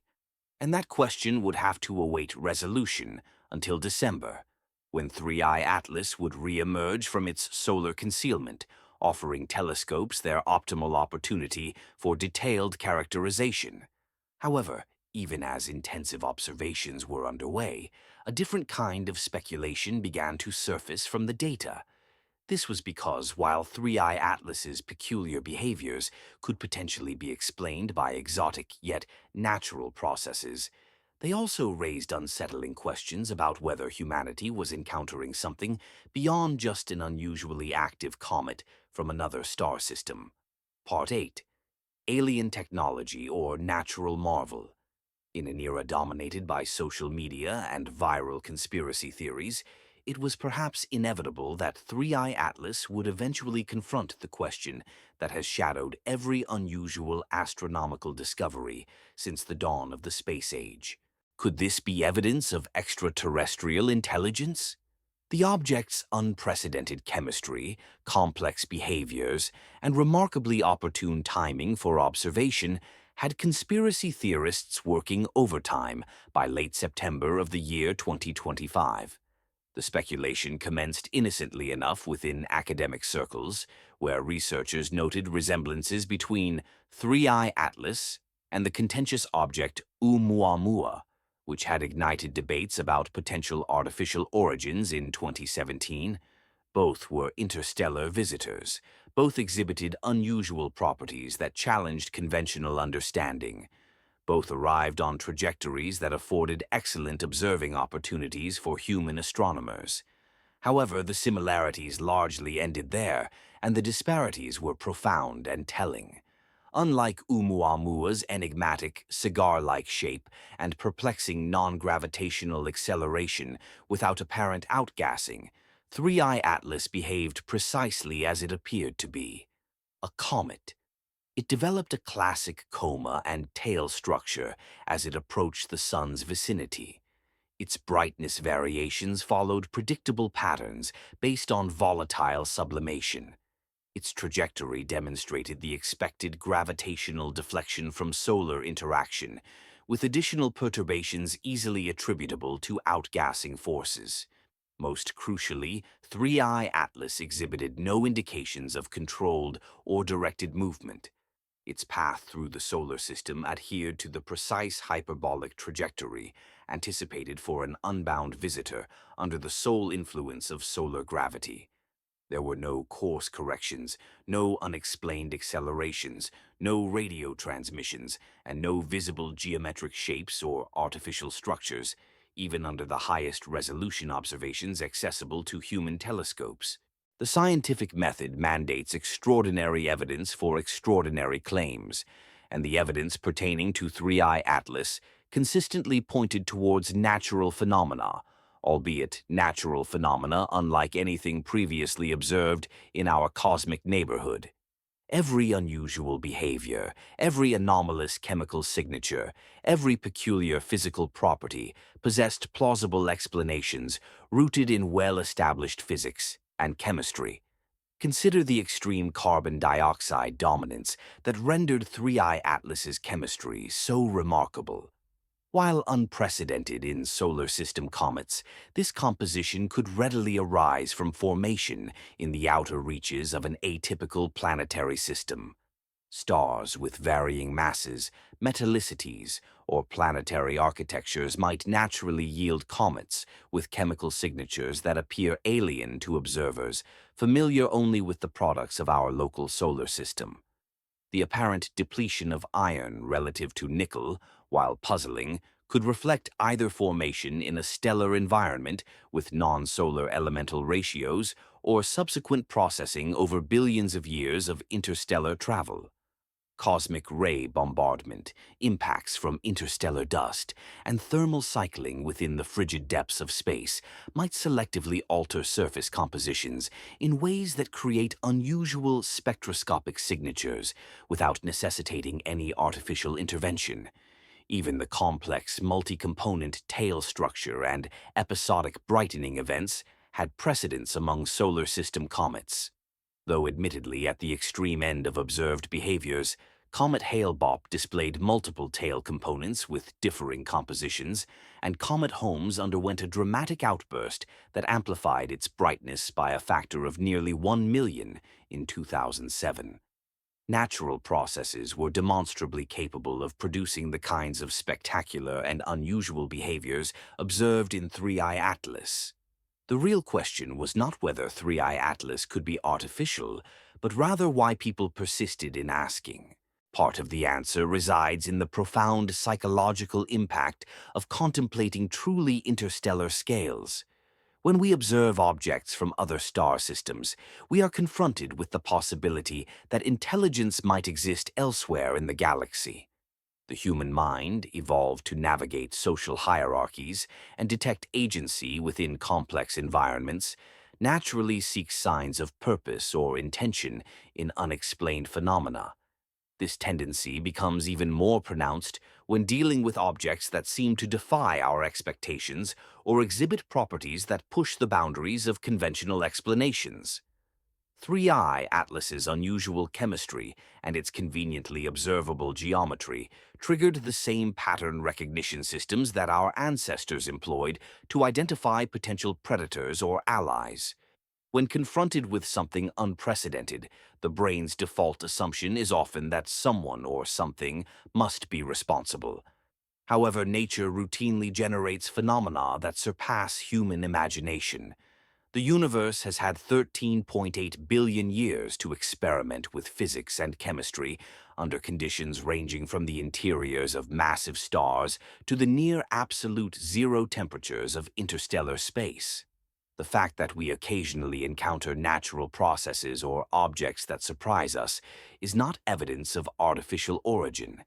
It is evidence that our understanding of cosmic phenomena remains fundamentally incomplete. The media landscape surrounding astronomical discoveries also tends to amplify speculation about artificial origins. Headlines proclaiming, "Scientists baffled by mysterious interstellar visitor," garner more attention than, "Researchers study unusual but natural comet." Regardless of which headline more accurately reflects the scientific consensus, this creates a feedback loop where public interest fuels sensationalized coverage, which in turn generates further speculation about exotic explanations. Social media exacerbates this effect by enabling unfiltered speculation to propagate more rapidly than careful scientific analysis. By the time astronomers have gathered sufficient data to characterize an object's properties and definitively rule out artificial origins, alternative theories have already achieved viral status and become resistant to correction through factual information. The historical pattern is clear and consistent. Every unusual astronomical discovery, from pulsars to fast radio bursts, has initially been met with speculation regarding possible artificial origins. In every instance, continued observation and analysis have unveiled natural explanations that, while often more complex and fascinating than initially anticipated, require no involvement of extraterrestrial intelligence. This does not imply we should abandon the search for evidence of extraterrestrial technology. The universe almost certainly harbors other intelligent civilizations, and some of them might possess the capability for interstellar travel or communication. However, the detection of such civilizations will necessitate clear, unambiguous evidence of artificial origin. Coherent radio signals containing information, objects exhibiting controlled motion inconsistent with natural forces, or structures that violate the laws of physics as we currently understand them. 3I Atlas displayed none of these characteristics. Its radio emissions, where detected, consisted entirely of natural thermal radiation and molecular line emissions typical of cometary outgassing. Its trajectory followed predictable gravitational mechanics, augmented by volatile sublimation. Its internal structure, as revealed by thermal modeling and photometric observations, was consistent with a loose aggregate of ice and rock, held together by weak gravitational and cohesive forces. Perhaps most tellingly, 3I Atlas was behaving precisely as we would expect from the debris of planetary formation around other stars. Theoretical models predict that every star system should eject significant quantities of small bodies during its formation and early evolution. These objects would then traverse interstellar space for millions or billions of years before occasionally encountering other stellar systems, where they might be observed as interstellar visitors. The chemistry and physical properties of such objects should reflect the conditions prevalent in their parent systems. Differing stellar masses, varied elemental abundances, distinct planetary configurations, and unique thermal histories. An authentic sample of another star system's debris should indeed appear alien when compared to solar system objects, while still adhering to the same fundamental laws of physics and chemistry that govern matter throughout the universe. In essence, 3i Atlas looked exactly like what it purported to be, a natural product of planetary system formation around another star, carrying chemical signatures that reflect formation conditions different from those that gave rise to our local solar system family. The fact that it appeared strange to human observers was not evidence of artificial origin, but rather confirmation that we inhabit a galaxy where the conditions for planetary formation vary dramatically from one system to another. As 3i Atlas continued its approach toward perihelion, the accumulated evidence consistently supported natural explanations for its unusual properties. However, this raised an even more intriguing question than whether it might be artificial. Where exactly had this ancient wanderer spent the billions of years between its ejection from whatever star system created it and its recent arrival in our cosmic neighborhood? The answer to that question would necessitate sophisticated modeling of galactic dynamics and stellar motions across geological timescales. Nevertheless, preliminary attempts to trace 3i Atlas's trajectory backward through space and time were already yielding tantalizing clues about the object's origins and the remarkable journey that had brought it to our telescopes at precisely the opportune moment for detailed study. Part 9. Origins and Biography of 3i Atlas. Reconstructing the biography of an interstellar visitor requires piecing together a journey that may have spanned a duration longer than the Earth has existed. 3i Atlas carries within its chemistry and trajectory the fossilized record of cosmic events that unfolded billions of years ago, when our galaxy was younger and the distribution of stars and heavy elements differed dramatically from today's configuration. The initial clues to the object's ancient origins emerge from kinematic analysis, a form of mathematical modeling that endeavors to trace its motion backward through space and time. Preliminary calculations undertaken by researchers at the European Southern Observatory suggest that 3i Atlas may have originated from the galactic thick disk, a stellar population that formed during the Milky Way's early evolution between 7 and 12 billion years ago. If these kinematic models prove accurate, 3i Atlas would be older than our entire solar system. It would have been traversing interstellar space since before the Sun coalesced from its parent molecular cloud, bearing chemical signatures from an era when star formation rates were higher and the galaxy's heavy element content was substantially different from current values.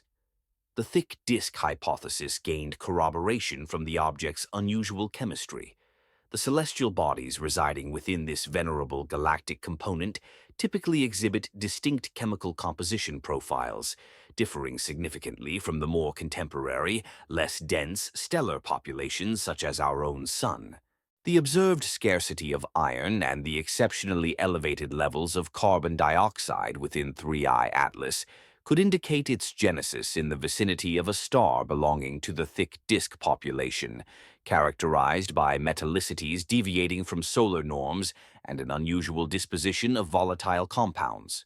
However, the fundamental question remains: how does a diminutive celestial body extricate itself from its natal stellar system and embark on an extensive transit through the void of interstellar space?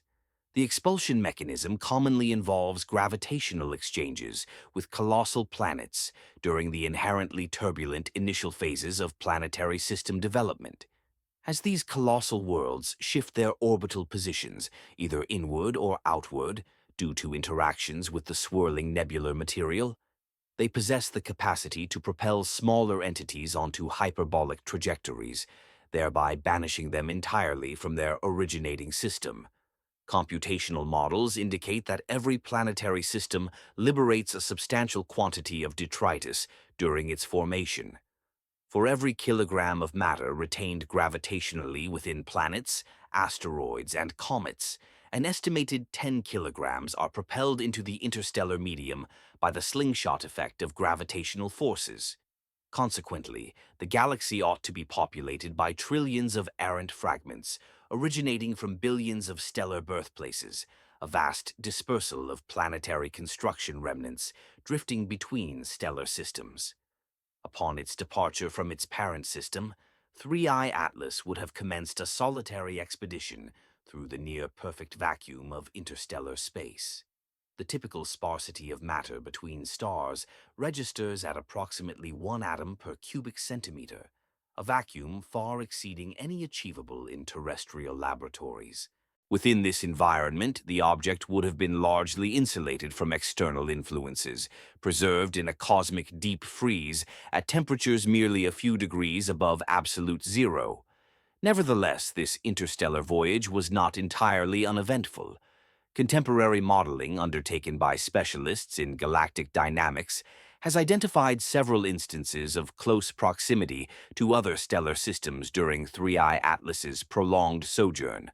Over the past 10 million years alone, the object appears to have passed within 1 parsec, roughly equivalent to 3 light-years, of at least half a dozen distinct stars, with each encounter potentially subtly altering its trajectory through minor gravitational nudges. The most consequential of these stellar interactions occurred approximately 4 million years ago when 3I Atlas traversed a distance of roughly 1 light-year from a red dwarf star situated in the constellation Cassiopeia. The gravitational pull exerted by this close passage would have been sufficient to measurably alter the object's path, potentially elucidating why its current trajectory does not indicate a return to any discernible parent system within the galaxy's thick disk population. This raises intriguing inquiries regarding the evolution of the object's surface during its interstellar transit. The continuous bombardment by cosmic rays over eons would have incrementally transformed the chemical makeup of exposed ice and rocky surfaces through radiolysis and nuclear spallation reactions. High-energy particles originating from distant supernovae and other galactic phenomena would have fractured chemical bonds, generated unusual isotopic ratios, and possibly synthesized entirely novel molecular species not typically found in solar system materials. The extremely frigid temperatures of interstellar space, usually around 3 Kelvin, would have maintained most volatile substances in a solid state throughout the journey. However, sporadic encounters with interstellar dust clouds or the radiation fields of nearby stars might have induced periodic thermal events, leading to the sublimation of surface layers and their subsequent redeposition in altered configurations. This phenomenon could account for some of the peculiar chemical signatures observed by modern astronomical instruments. Perhaps most remarkably, 3I Atlas has retained its structural integrity throughout its billion-year odyssey, despite enduring thermal fluctuations, cosmic ray exposure, and occasional impacts from interstellar dust particles. This suggests either an exceptionally resilient composition or a continuous process of self-repair through sublimation and redeposition, gradually mending micrometeoroid damage and radiation-induced structural modifications. The object's arrival in our solar system signifies the culmination of a journey that transcends human comprehension. Consider the precision of navigation required for 3I Atlas to arrive at the precise moment and in the exact trajectory necessary for optimal observation by 21st century human telescopes. The object had to endure billions of years in the harsh environment of interstellar space, navigate the gravitational influences of numerous stellar encounters, and arrive during the fleeting historical window when humanity possessed the technological capacity to detect and study it. This timing appears almost too propitious to be a mere coincidence. 3I Atlas approached its perihelion precisely as our most advanced space telescopes became operational, and our comprehension of interstellar chemistry had advanced sufficiently to appreciate its significance. A few centuries earlier, it might have been dismissed as simply another indistinct celestial point. A few centuries later, it might have been detected but not adequately characterized before vanishing back into the cosmic expanse. The narrative of 3I Atlas also illuminates the broader saga of galactic evolution and the cosmic redistribution of planetary materials. Every heavy element within the object's composition was forged in the nuclear furnaces of ancient stars and dispersed throughout space by supernova explosions.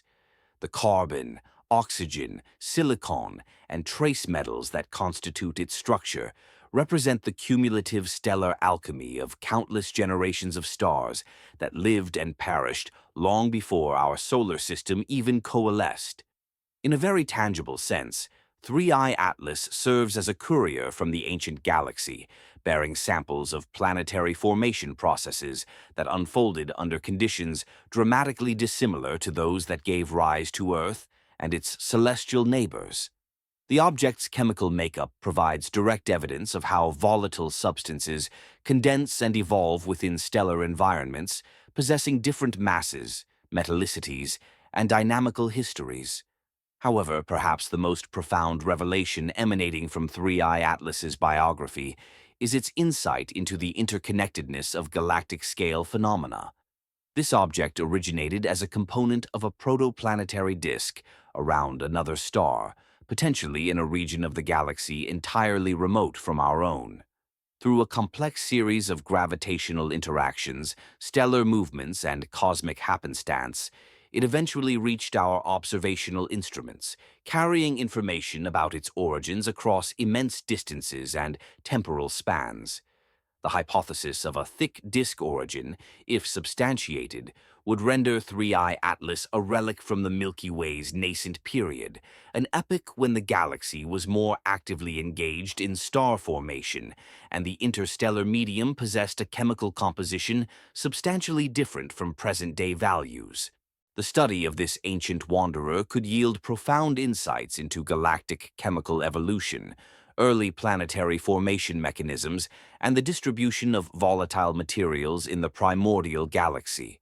Yet, despite the sophisticated modeling and extensive chemical analysis, fundamental questions concerning 3I Atlas's origins remain unresolved.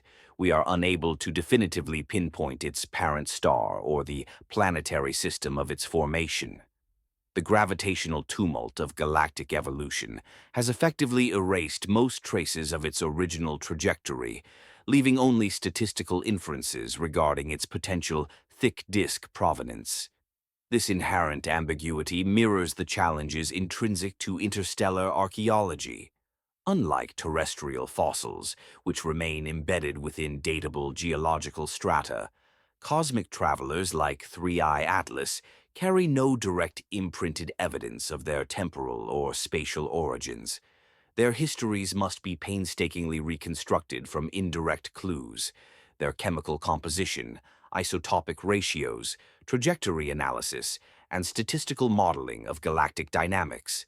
However, these limitations do not diminish the significance of what 3I Atlas represents. Even without precise knowledge of its birthplace, we can be confident that it carries genuine samples from another world, one that formed under conditions distinct from those prevalent in our solar system. Each spectroscopic observation and chemical analysis yields new data pertaining to the diversity of planetary formation processes and the spectrum of environments conducive to world formation around other stars. As 3I Atlas continued its final approach toward its closest point to the Sun in late October of the year 2025, astronomers were making preparations for the object's temporary concealment behind the Sun's glare.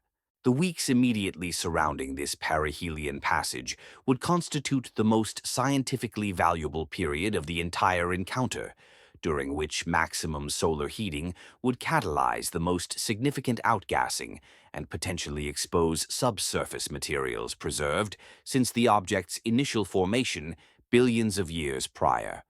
However, the solar glare that would obscure 3I Atlas during its most active phase also injected an element of suspense into the unfolding narrative. Would the object withstand the perihelion passage intact?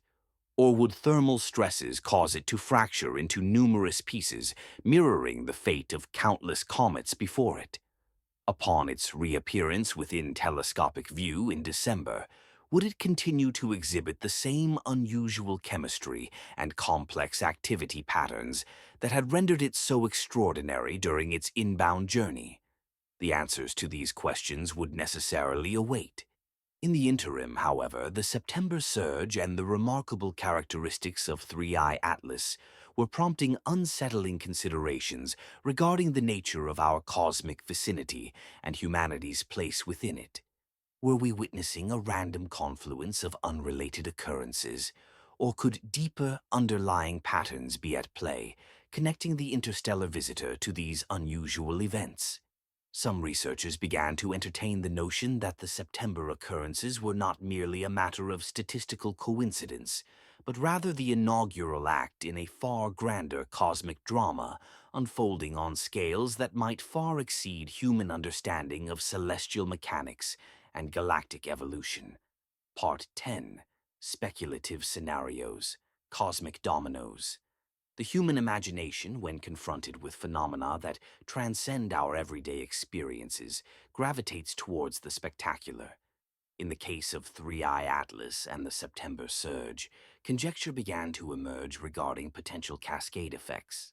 The concept that an interstellar visitor might somehow initiate a chain reaction of cosmic events capable of fundamentally altering the dynamics of our solar system. Could 3I Atlas be gravitationally agitating the asteroid population, akin to a celestial spoon stirring ingredients in a cosmic soup? Mathematical principles decisively argue against this romantic notion.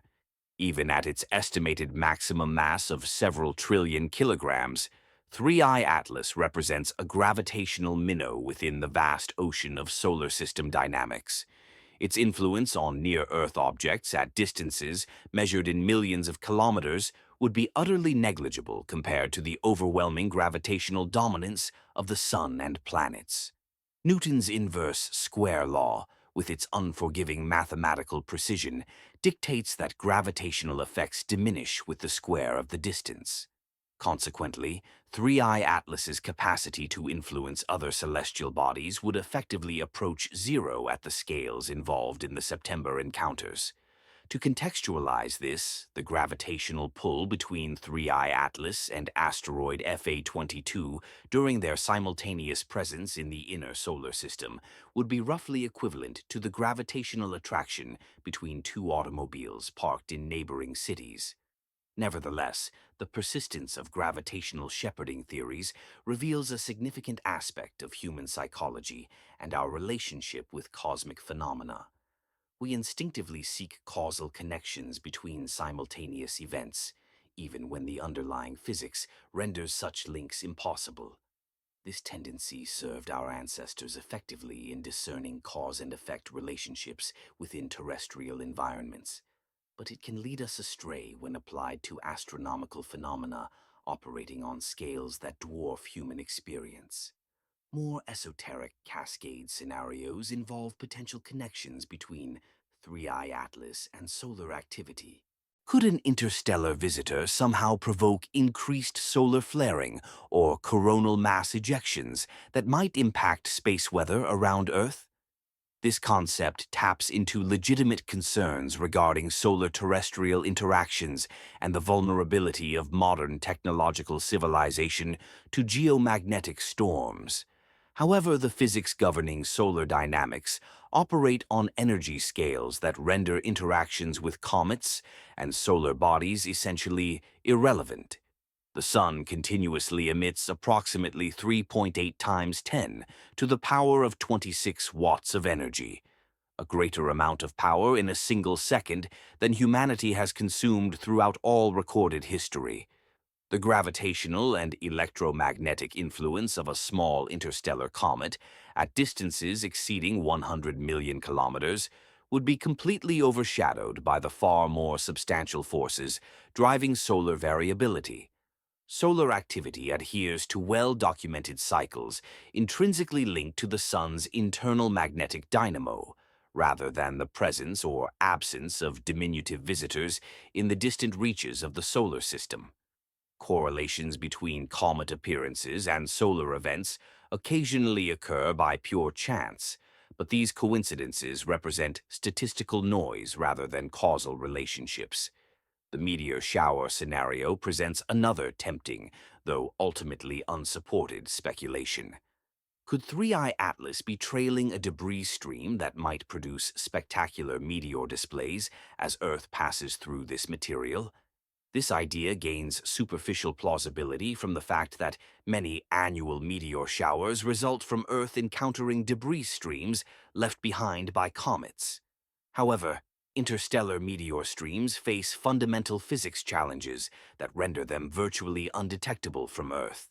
The debris ejected from 3i Atlas possesses the same hyperbolic velocity as the parent object, meaning any particles it sheds will also escape the solar system rather than settling into stable orbits capable of intersecting Earth's path. By the time our planet reaches the region through which 3i Atlas passed, any ejected material will have dispersed across volumes of space so vast that the particle density becomes negligible. Furthermore, the high relative velocities involved in interstellar encounters imply that any debris particles that somehow intersected Earth would impact our atmosphere at speeds exceeding 70 kilometers per second, far faster than typical solar system meteors. Such high-velocity impacts would produce brief, intense flashes rather than the prolonged trails characteristic of normal meteor showers. The fragmentation fantasy represents yet another attempt to discern hidden connections between 3i Atlas and the September asteroid encounters. Could FA-22 and the other near-Earth objects be fragments of the interstellar visitor, broken off during a previous passage through the inner solar system and now following independent orbits that bring them back into Earth's vicinity? This scenario encounters insurmountable obstacles concerning orbital mechanics and chemical composition. True fragments from 3i Atlas would retain hyperbolic trajectories and interstellar chemistry consistent with the parent object. The September asteroids exhibit neither of these characteristics. Their elliptical orbits and typical carbonaceous or siliceous compositions indicate conventional solar system origins with no discernible connection to interstellar material. Perhaps the most persistent cascade speculation involves institutional secrecy, the notion that governmental agencies might be withholding evidence of more dramatic effects or discoveries related to 3i Atlas. This theory taps into legitimate concerns regarding transparency in space surveillance and the potential for classified military implications stemming from asteroid detection capabilities. However, the realities of contemporary astronomical practice strongly militate against any large-scale cover-up scenarios. The global network of professional and amateur astronomers operates on principles of open data sharing and the rapid dissemination of discoveries. Major observatories publicly announce their observation schedules and target lists. Orbital elements for newly discovered objects appear in international databases within days of confirmation. The incentive structure within academic astronomy also works against secrecy. Career advancement hinges on publishing significant discoveries in peer-reviewed journals and presenting findings at international conferences. A conspiracy to suppress information about 3i Atlas would necessitate the coordinated effort of thousands of researchers across dozens of countries, a logistical impossibility given the intensely competitive nature of scientific research. More fundamentally, there exists simply no credible evidence of hidden effects or concealed discoveries pertaining to 3i Atlas. Every aspect of the object's behavior, chemistry, and trajectory has been consistent with natural phenomena, albeit natural phenomena situated at the extreme end of previously observed ranges. Nevertheless, even as rational analysis dismisses the more sensational cascade scenarios, one genuine hypothetical scenario warrants serious consideration: the possibility that we are entering an era of dramatically increased detection of interstellar visitors. The unparalleled survey capabilities of the Vera C. Rubin Observatory, combined with advancements in space-based infrared telescopes and enhanced international collaboration, could reveal that objects such as 3i Atlas are far more prevalent than previously believed. Current estimates suggest that the Oort cloud and similar structures surrounding other stars should eject approximately one interstellar object per year that becomes detectable from Earth using existing survey technologies. However, these estimates are subject to immense uncertainties, stemming from limited observational data derived from only 3 confirmed interstellar visitors. If the actual rate proves to be higher, perhaps 10 or 20 detectable interstellar objects annually, the late 2020s could witness a transformative revolution in our understanding of galactic-scale material exchange. Instead of perceiving interstellar visitors as rare cosmic curiosities, we might discover that our solar system is in a constant state of inundation by debris from thousands of other planetary systems. This scenario would elevate interstellar archaeology from a speculative science reliant on individual, extraordinary objects to a systematic survey discipline capable of characterizing the chemical and physical properties of planetary formation across the galaxy. We could commence mapping the distribution of varying stellar metallicities, volatile inventories, and planetary architectures by studying the debris streams that deliver samples from distant worlds directly to our telescopes. Such a revelation would represent perhaps the most profound shift in cosmic perspective since the Copernican revolution. Instead of viewing Earth and its solar system companions as isolated products of local stellar evolution, we would recognize ourselves as participants in a galaxy-wide ecosystem where material perpetually flows between stellar systems across vast distances and temporal scales. The September surge, viewed from this vantage point, might signify not an anomalous clustering of disparate events, but rather our initial glimpse into the true level of activity within our cosmic neighborhood. As detection capabilities advance and survey coverage expands, what currently appears as unusual activity may prove to be routine for a galaxy containing 400 billion stars, engaged in perpetual debris exchange through gravitational interactions and stellar encounters. However, before we can thoroughly evaluate these broader implications, we must first navigate the immediate challenge of 3I Atlas's perihelion passage and its subsequent reemergence from solar glare. The object's behavior during its closest approach to the Sun would provide critical data regarding the survivability of interstellar comets and the preservation of ancient chemical signatures under extreme thermal processing. The stakes involved transcended mere scientific curiosity. Should the Oort cloud visitor, designated 3I Atlas, endure its solar transit unscathed, our comprehension of pristine interstellar matter could be significantly advanced for decades, even centuries, until a comparable celestial envoy graced our skies with propitious observational alignment.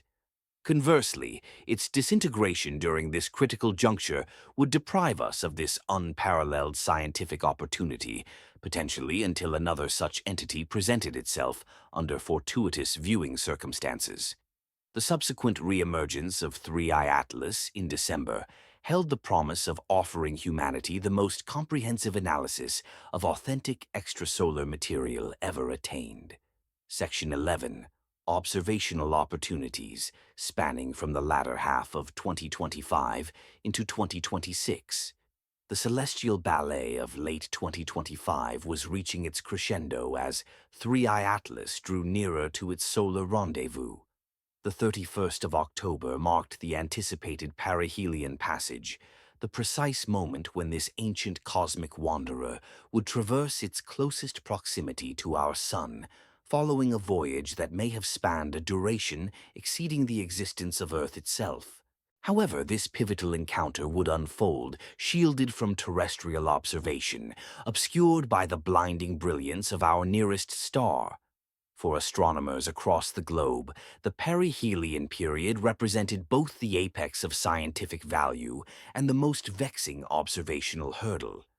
This was the phase when the Sun's intense thermal influence would catalyze the most vigorous sublimation of volatile compounds, potentially unveiling subsurface materials preserved since the object's genesis billions of years ago. chemical constituents that remained locked in solid form during their protracted interstellar odyssey would finally transition to a gaseous state, broadcasting their spectroscopic fingerprints to any instrument capable of capturing them. Yet, the very solar radiation that promised to unlock 3I Atlas's deepest secrets would render it virtually imperceptible from Earth. The object's trajectory would guide it to within approximately 4/10 of an astronomical unit of the Sun, a mere 60 million kilometers, a distance closer than Mercury's orbit. From Earth's vantage point, this positioned 3I Atlas less than 10 degrees from the solar disk, lost within the twilight glare that renders precise astronomical measurements impossible. This imposed observational interregnum fostered an intriguing enigma. Would 3I Atlas emerge from perihelion intact, reappearing in December as a singular, cohesive entity exhibiting heightened activity due to the fresh exposure of volatiles? Or would the immense thermal pressures fracture its internal structure, leading to its fragmentation into multiple pieces that would manifest as an expanding debris field, visible as distinct cometary bodies? The question of its survival carried implications far beyond mere scientific curiosity. Its intact survival would suggest that interstellar objects possess sufficient structural fortitude to retain ancient chemical signatures even when subjected to extreme solar heating. Fragmentation, while visually spectacular, could dissipate the very materials that rendered 3I Atlas scientifically significant, transforming a pristine sample from another star system into a collection of processed debris streams. Historical precedents offered scant guidance. Most comets within our solar system that fragment during close solar approaches are recent arrivals from the Oort cloud, encountering significant solar radiation for the first time after eons in frigid storage. 3I. Atlas, in stark contrast, was a seasoned survivor that had already demonstrated remarkable structural resilience throughout its billion-year voyage across interstellar space. The cosmic irony was profound. After traversing unimaginable distances across the expanse of space and time to reach our solar system, 3I Atlas would spend its most dynamic and revealing moments concealed behind the very star responsible for its spectacular transformation. It was akin to attending a concert where the featured performer vanished behind a curtain during their most pivotal song. Yet, astronomical patience is often rewarded. Earth's orbital motion around the Sun gradually improves the viewing geometry for celestial bodies that pass in close proximity to our star. By early December, 3I Atlas would begin to emerge from the solar glare, transitioning into an optimal observation position. The object's closest approach to Earth was calculated for mid-December, at a distance of approximately 1 8/10 astronomical units, roughly 270 million kilometers. While this distance may seem immense by terrestrial standards, it represented ideal conditions for detailed spectroscopic analysis. Close enough for major telescopes to gather substantial light, yet far enough to circumvent atmospheric interference from Earth's own thermal emissions, and positioned in the pre-dawn sky where background contamination would be minimal. The December observing window was poised to offer the most significant opportunity to study intact interstellar material that human science might encounter for decades or even centuries. Unlike the fleeting visit and rapid departure of the object, designated Oumuamua, 3I Atlas's trajectory and timing would ensure its presence within the observational range of major observatories well into 2026, affording months of continuous study across multiple spectral bands. Meanwhile, other participants in the September cosmic spectacle were preparing for their own observational moments. Comet C 2025 R2 Swan, whose discovery had seen it brighten progressively throughout autumn, faced its own survival challenge as it approached perihelion in early November.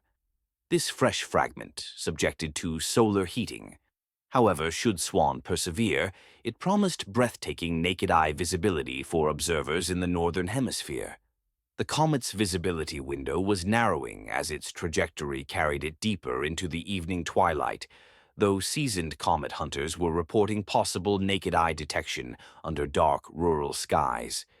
Binoculars revealed a distinct greenish coma and a developing tail structure extending away from the sun, classic indicators of active volatile sublimation.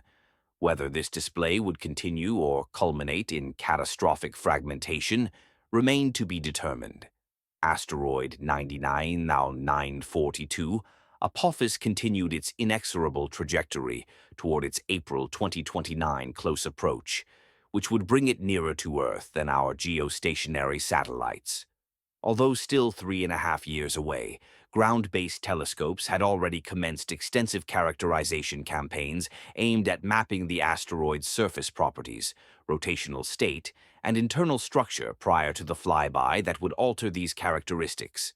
NASA's OSIRIS-APEX spacecraft, en route to rendezvous with Apophis following its Earth encounter, was conducting routine check-ins and navigation adjustments during its multi-year cruise phase. The spacecraft would reach Apophis in June 2029, providing close-up observations of how the gravitational interaction with Earth had modified the asteroid's physical attributes. However, the most significant enhancement to our cosmic surveillance capabilities was still ramping up operations. The Vera C. Rubin Observatory's initial light images had demonstrated an unprecedented capacity for discovering and tracking near-Earth objects.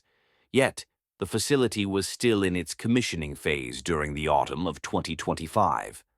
Once fully operational, the Rubin Observatory would systematically scan the entire accessible sky every few nights, providing near real-time monitoring of celestial traffic in our local cosmic neighborhood.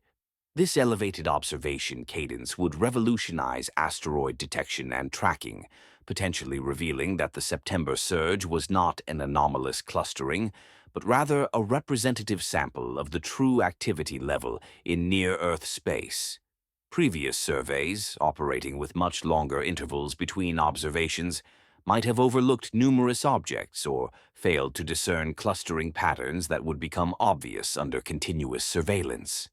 The space-based component of our detection network was also undergoing significant upgrades. NASA's Near-Earth Object Surveyor, slated for launch in September 2027, would deploy an infrared telescope specifically engineered for asteroid detection. Operating from an orbital position trailing Earth, NEO Surveyor would be capable of detecting objects approaching from the direction of the Sun, which remain invisible to ground-based surveys. This capability would finally bridge the detection gap that allowed the Chelyabinsk impactor to arrive entirely undetected in 2013.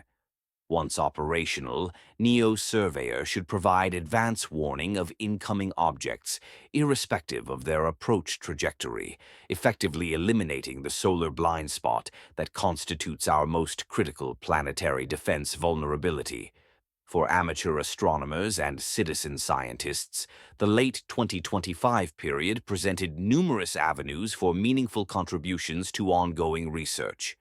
Comet Swan remained within the reach of modest telescopes and even advanced cameras, enabling dedicated observers to document alterations in tail structure, fluctuations in brightness, and potential fragmentation events. 3I Atlas's emergence from its solar concealment in December would initially favor observers in the southern hemisphere, but its rapid celestial motion would eventually render it visible to northern observers as well. While the comet would likely be too faint for visual observation without substantial telescopic aid, skilled astrophotographers might be able to capture images revealing coma structure and tail development. More crucially, the coordinated observation of these multiple celestial bodies fostered valuable experience in international scientific collaboration and data sharing. The methodologies and protocols established for tracking 3I Atlas and characterizing the September surge would be directly transferable to future planetary defense scenarios involving potentially hazardous asteroids with limited warning times. The observational challenges of late 2025 also underscored the critical importance of redundancy and international coordination in astronomical surveys. No single telescope or survey system could provide comprehensive coverage across all potential approach vectors and object types. Only through coordinated efforts between ground-based and space-based facilities, spanning multiple spectral ranges and observation cadences, could we achieve a holistic awareness of our cosmic vicinity. As autumn transitioned into winter and Three-Eye Atlas prepared for its concealed solar encounter, the global astronomical community was marshaling its resources for what promised to be the most intensive characterization of interstellar material ever undertaken. The stakes extended far beyond academic interest. The data gathered during the December observing window could yield vital insights into planetary formation processes, galactic chemical evolution, and the frequency of interstellar material exchange between stellar systems. But first, Three-Eye Atlas had to survive its appointment with our star. The answer to that question would remain veiled until December, when telescopes worldwide would orient themselves toward the pre-dawn sky to ascertain whether ancient chemistry from another stellar system had endured its final trial on its billion-year journey to human scientific understanding. Part 12, Envisioning Future Possibilities, Hypothetical Scenarios, and Speculative Trajectories. The confluence of enhanced detection capabilities, refined deflection technologies, and growing international collaboration in the late 2020s establishes the groundwork for a spectrum of potential futures concerning humanity's relationship with cosmic threats. The September surge and the Three-Eye Atlas encounter offer glimpses into these potential futures, ranging from the triumphant mastery of our celestial environment to sobering acknowledgments of our persistent vulnerability. In the most optimistic outlook, the technological and institutional frameworks established during the 2020s mature into a robust planetary defense system that effectively neutralizes asteroid impact risks while revolutionizing our comprehension of the broader galactic milieu. The capabilities of the Vera C. Rubin Observatory, coupled with space-based infrared detection from NEO Surveyor and comparable systems, establish comprehensive situational awareness of incoming objects with decades or even centuries of advance notice. This extended lead time transforms deflection from a desperate last-minute intervention into a routine aspect of celestial traffic management. Gentle adjustments applied years in advance reroute potentially hazardous objects onto safe trajectories, employing proven kinetic impact techniques refined through multiple simulated missions.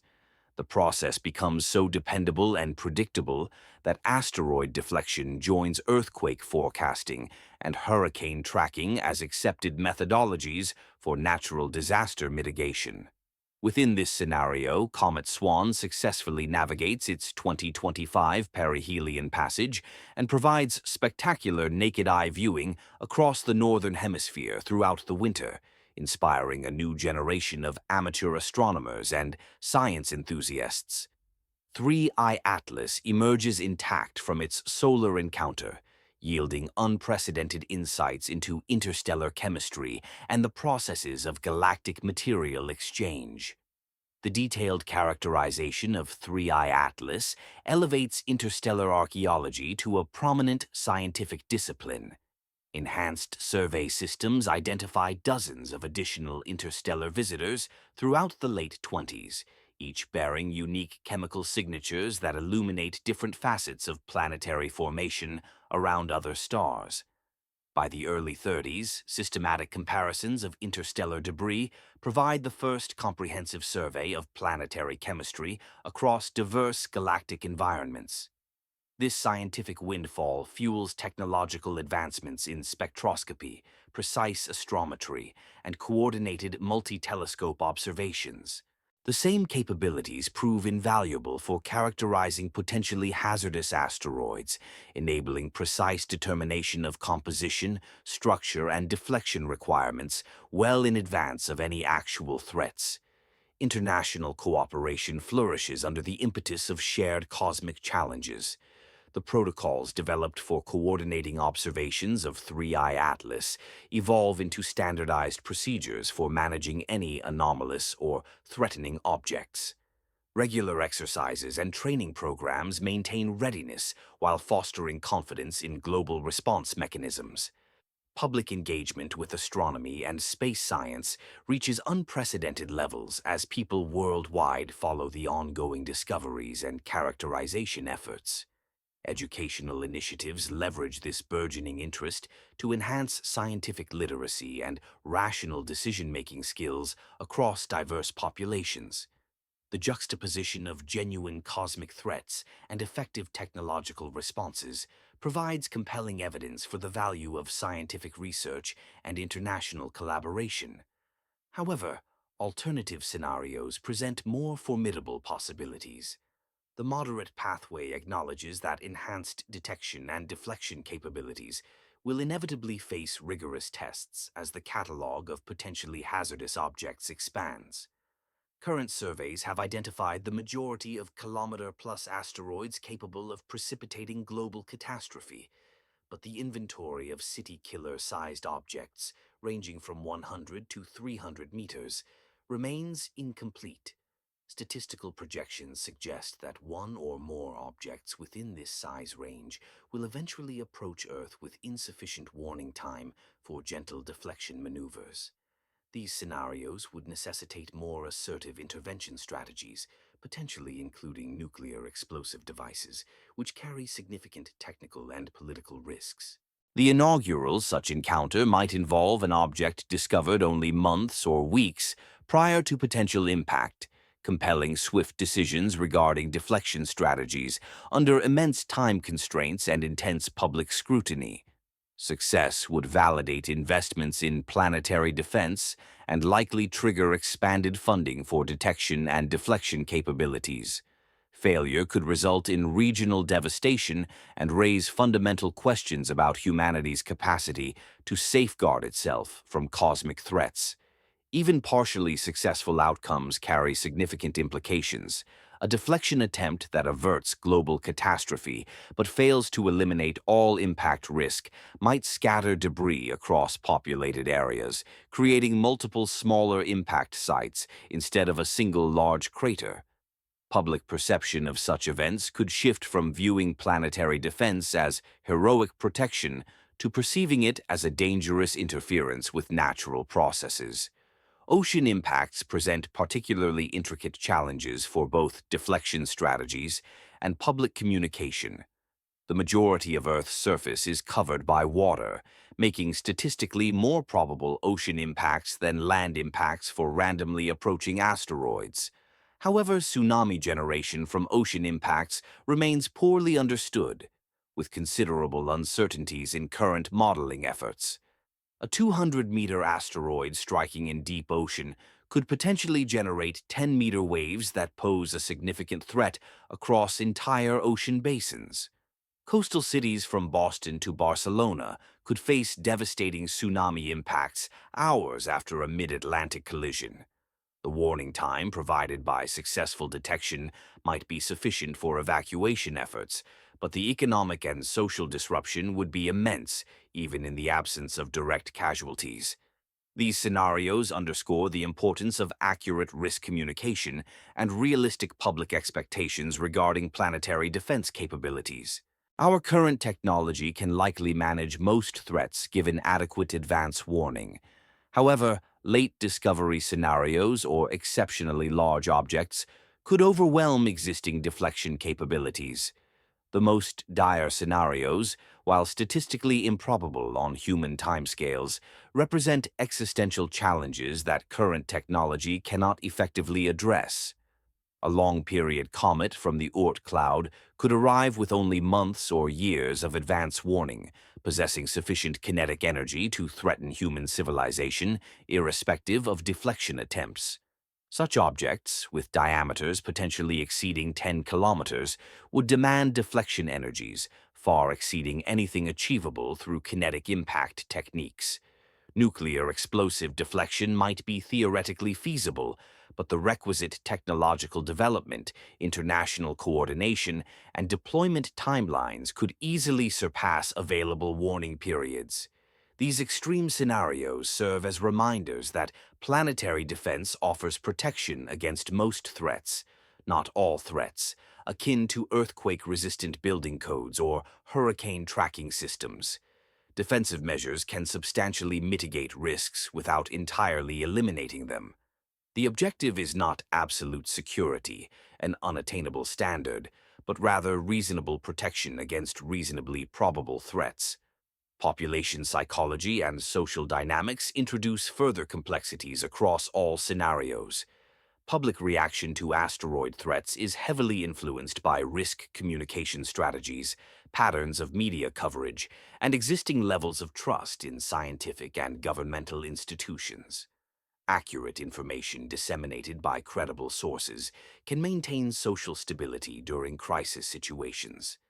Sensationalized reporting or conspiracy theories can undermine response effectiveness even when technical capabilities are adequate. The September surge provided valuable experience in managing public communication regarding cosmic threats, but actual impact scenarios would involve considerably higher stakes and more intense media scrutiny. The amplification of both accurate information and misinformation through social media could significantly complicate crisis management efforts. Economic implications also vary dramatically across different scenarios. Successful deflection of a major threat could garner substantial public support for continued investment in planetary defense capabilities. Failed or partially successful interventions might lead to more cautious approaches, emphasizing evacuation and damage mitigation over active deflection attempts. The increasing involvement of the commercial space industry in asteroid-related endeavors introduces market dynamics that could either support or complicate planetary defense efforts. Private companies driven by asteroid mining profits might develop characterization and rendezvous capabilities that serve dual purposes for both resource extraction and deflection missions. Commercial imperatives do not always align with the needs of planetary defense. An asteroid posing a potential hazard, yet containing valuable resources, might invite competing interests from mining enterprises and missions focused on deflection. Such conflicts would necessitate the establishment of carefully considered regulatory frameworks to achieve a balance between commercial pursuits and the imperative of public safety. International politics likely represent the most unpredictable element in future planetary defense scenarios. Current collaborative mechanisms function effectively during ordinary operations, but situations of crisis involving potential impacts could provoke more competitive national responses. Nations might opt for independent deflection initiatives rather than engaging in coordinated efforts through international bodies, potentially leading to conflicting or counterproductive interventions. The direction of technological advancement will also shape which scenarios are most probable. Significant breakthroughs in areas like fusion, propulsion, artificial intelligence, or materials science could dramatically enhance deflection capabilities and extend the effective warning periods. Conversely, a lack of technological progress or diminished funding for space-based detection systems could leave humanity vulnerable to threats that current projections assume we will be prepared to address. Climate change and other global challenges vie for the same financial and political resources that are essential for investments in planetary defense. Public and governmental attention possesses a limited capacity, and threats from asteroids, which may appear abstract or distant, could be relegated in priority compared to more immediate concerns, such as economic disparity, environmental degradation, or international conflicts. Nevertheless, the cosmic perspective offered by celestial objects, like 3I Otias, presents unique opportunities to transcend earthly divisions and concentrate on shared human interests. The realization that our planet exists within an active galactic environment, replete with both potential dangers and possibilities, could foster cooperation in ways that solely terrestrial challenges cannot achieve. As we approach potentially revolutionary advancements in our capacity to monitor and manage cosmic threats, the futures that unfold will be as dependent on our societal and political decisions as they are on our technological prowess. The September surge and the encounter with 3E Otius offer both encouragement and a cautionary note regarding what lies ahead in humanity's relationship with the wider cosmic expanse. However, before any of these long-term scenarios can materialize, we must first ascertain what 3I Atlas reveals when it re-emerges from its solar concealment in December. The chemical signatures and physical characteristics documented during that critical observation period may provide our initial detailed insight into authentic material originating from another star system, and our first genuine comprehension of what it signifies to be inhabitants of a galaxy where worlds continuously exchange their most valuable substances across the immense gulfs between stars. Part 13. Conclusion. A Cosmic Outlook. As winter descends upon the northern hemisphere and 3I Otias prepares for its reappearance from solar glare, in December we find ourselves at a significant turning point in humanity's engagement with the cosmos. The events of September 2025, ranging from the close passage of FA-22 to the enhanced brightness of Swan and the detection of our third confirmed visitor from beyond our solar system, have bestowed upon us something far more valuable than scientific data or validation for planetary defense strategies. They have furnished us with a novel perspective through which to perceive our position in the universe. For the majority of human history, the nocturnal sky appeared unchanging and predictable. Stars traversed the heavens in perpetual formations, planets moved along predetermined trajectories, and the occasional comet or shooting star offered fleeting reminders that space was not entirely devoid of activity. This viewpoint cultivated a sense of cosmic solitude. Earth and its inhabitants seemed like singular creations of localized stellar processes, fundamentally separated from the remainder of the galaxy by immeasurable distances and spans of time. The September surge irrevocably shattered that illusion of isolation. We discovered that our solar system is not a tranquil suburban locale on the periphery of cosmic activity, but rather a bustling nexus where ancient voyagers from distant realms regularly pass through, bearing messages from their origins. 3. Iotias alone represents a direct physical link to stellar phenomena that transpired billions of years ago in galactic regions that we may never reach with spacecraft. This signifies more than a mere scientific revelation.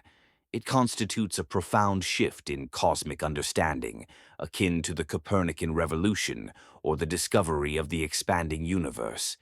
We are not isolated products of a solitary stellar system, but active participants in galactic-scale processes that have been exchanging materials and information between worlds for a duration exceeding Earth's existence.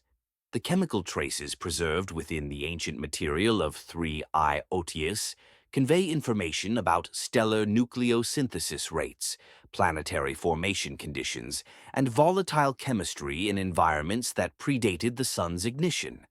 Every spectroscopic observation offers direct sampling of processes that shaped the galaxy during its nascent stages, when star formation rates were higher and the distribution of heavier elements was in its initial configuration. However, perhaps most crucially, the September occurrences have demonstrated that we now possess the technological capacity to identify, examine, and potentially interact with this galactic system of material exchange. The same detection networks that tracked the approach of FA-22 and will monitor the close flyby of Apophis 2029 can also identify and characterize interstellar visitors like 3I Otius with sufficient precision to extract detailed scientific data. We have progressed from being passive observers of cosmic phenomena to active participants in interstellar archaeology. Every new survey telescope that becomes operational, every refinement in spectroscopic techniques that is developed, and every international collaboration agreement that is ratified brings us closer to a comprehensive understanding of our galactic neighborhood and our place within it. This transition carries profound implications that extend far beyond astronomy and planetary defense. The infrastructure required for monitoring cosmic hazards and studying interstellar visitors, precision detection systems, rapid response capabilities, international coordination mechanisms, provides models for addressing other global challenges that transcend national borders. Climate change, pandemic response, resource management, and environmental protection all necessitate comparable combinations of scientific understanding, technological capacity, and international cooperation. The lessons learned from tracking asteroids and characterizing comets could prove equally valuable for monitoring greenhouse gas concentrations, forecasting disease outbreaks, or managing shared oceanic and atmospheric resources. More fundamentally, the cosmic perspective fostered by the awareness of interstellar visitors, such as 3I Otius, offers an antidote to the insular thinking that frequently hinders cooperation on global issues.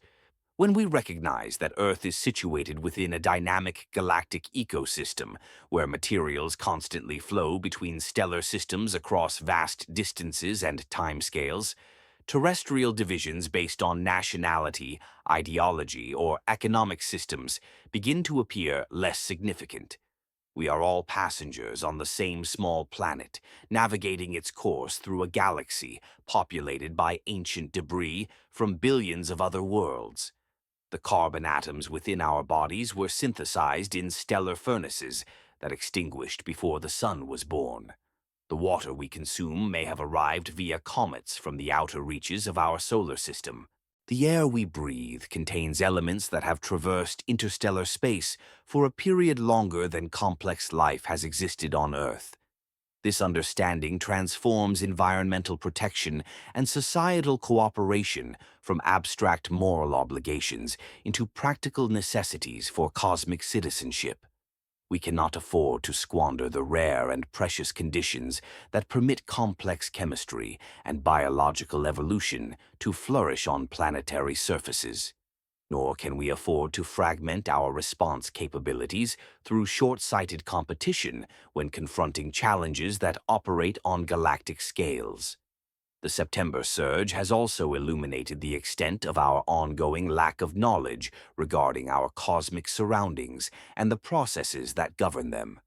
Current models predict that interstellar visitors should be relatively uncommon, perhaps one detectable object every few years under optimal observational conditions. However, if 3I Otius represents typical rather than exceptional levels of activity, our estimates may be inaccurate by orders of magnitude. The Vera C. Rubin Observatory and other next-generation survey systems could reveal that dozens or hundreds of interstellar objects pass through our solar system annually, most of them too small or dim to be detected with current technology.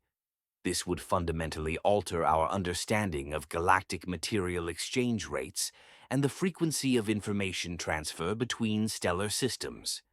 Such discoveries would also raise profound questions about the prevalence of complex chemistry and potentially biological processes throughout the galaxy. If interstellar space is replete with organic compounds and volatile materials originating from diverse planetary environments, then the fundamental ingredients for life may be distributed far more widely than we currently appreciate. Every comet that enters our solar system, whether from the local Oort cloud or distant interstellar space, carries samples of the chemical conditions that existed during its formation.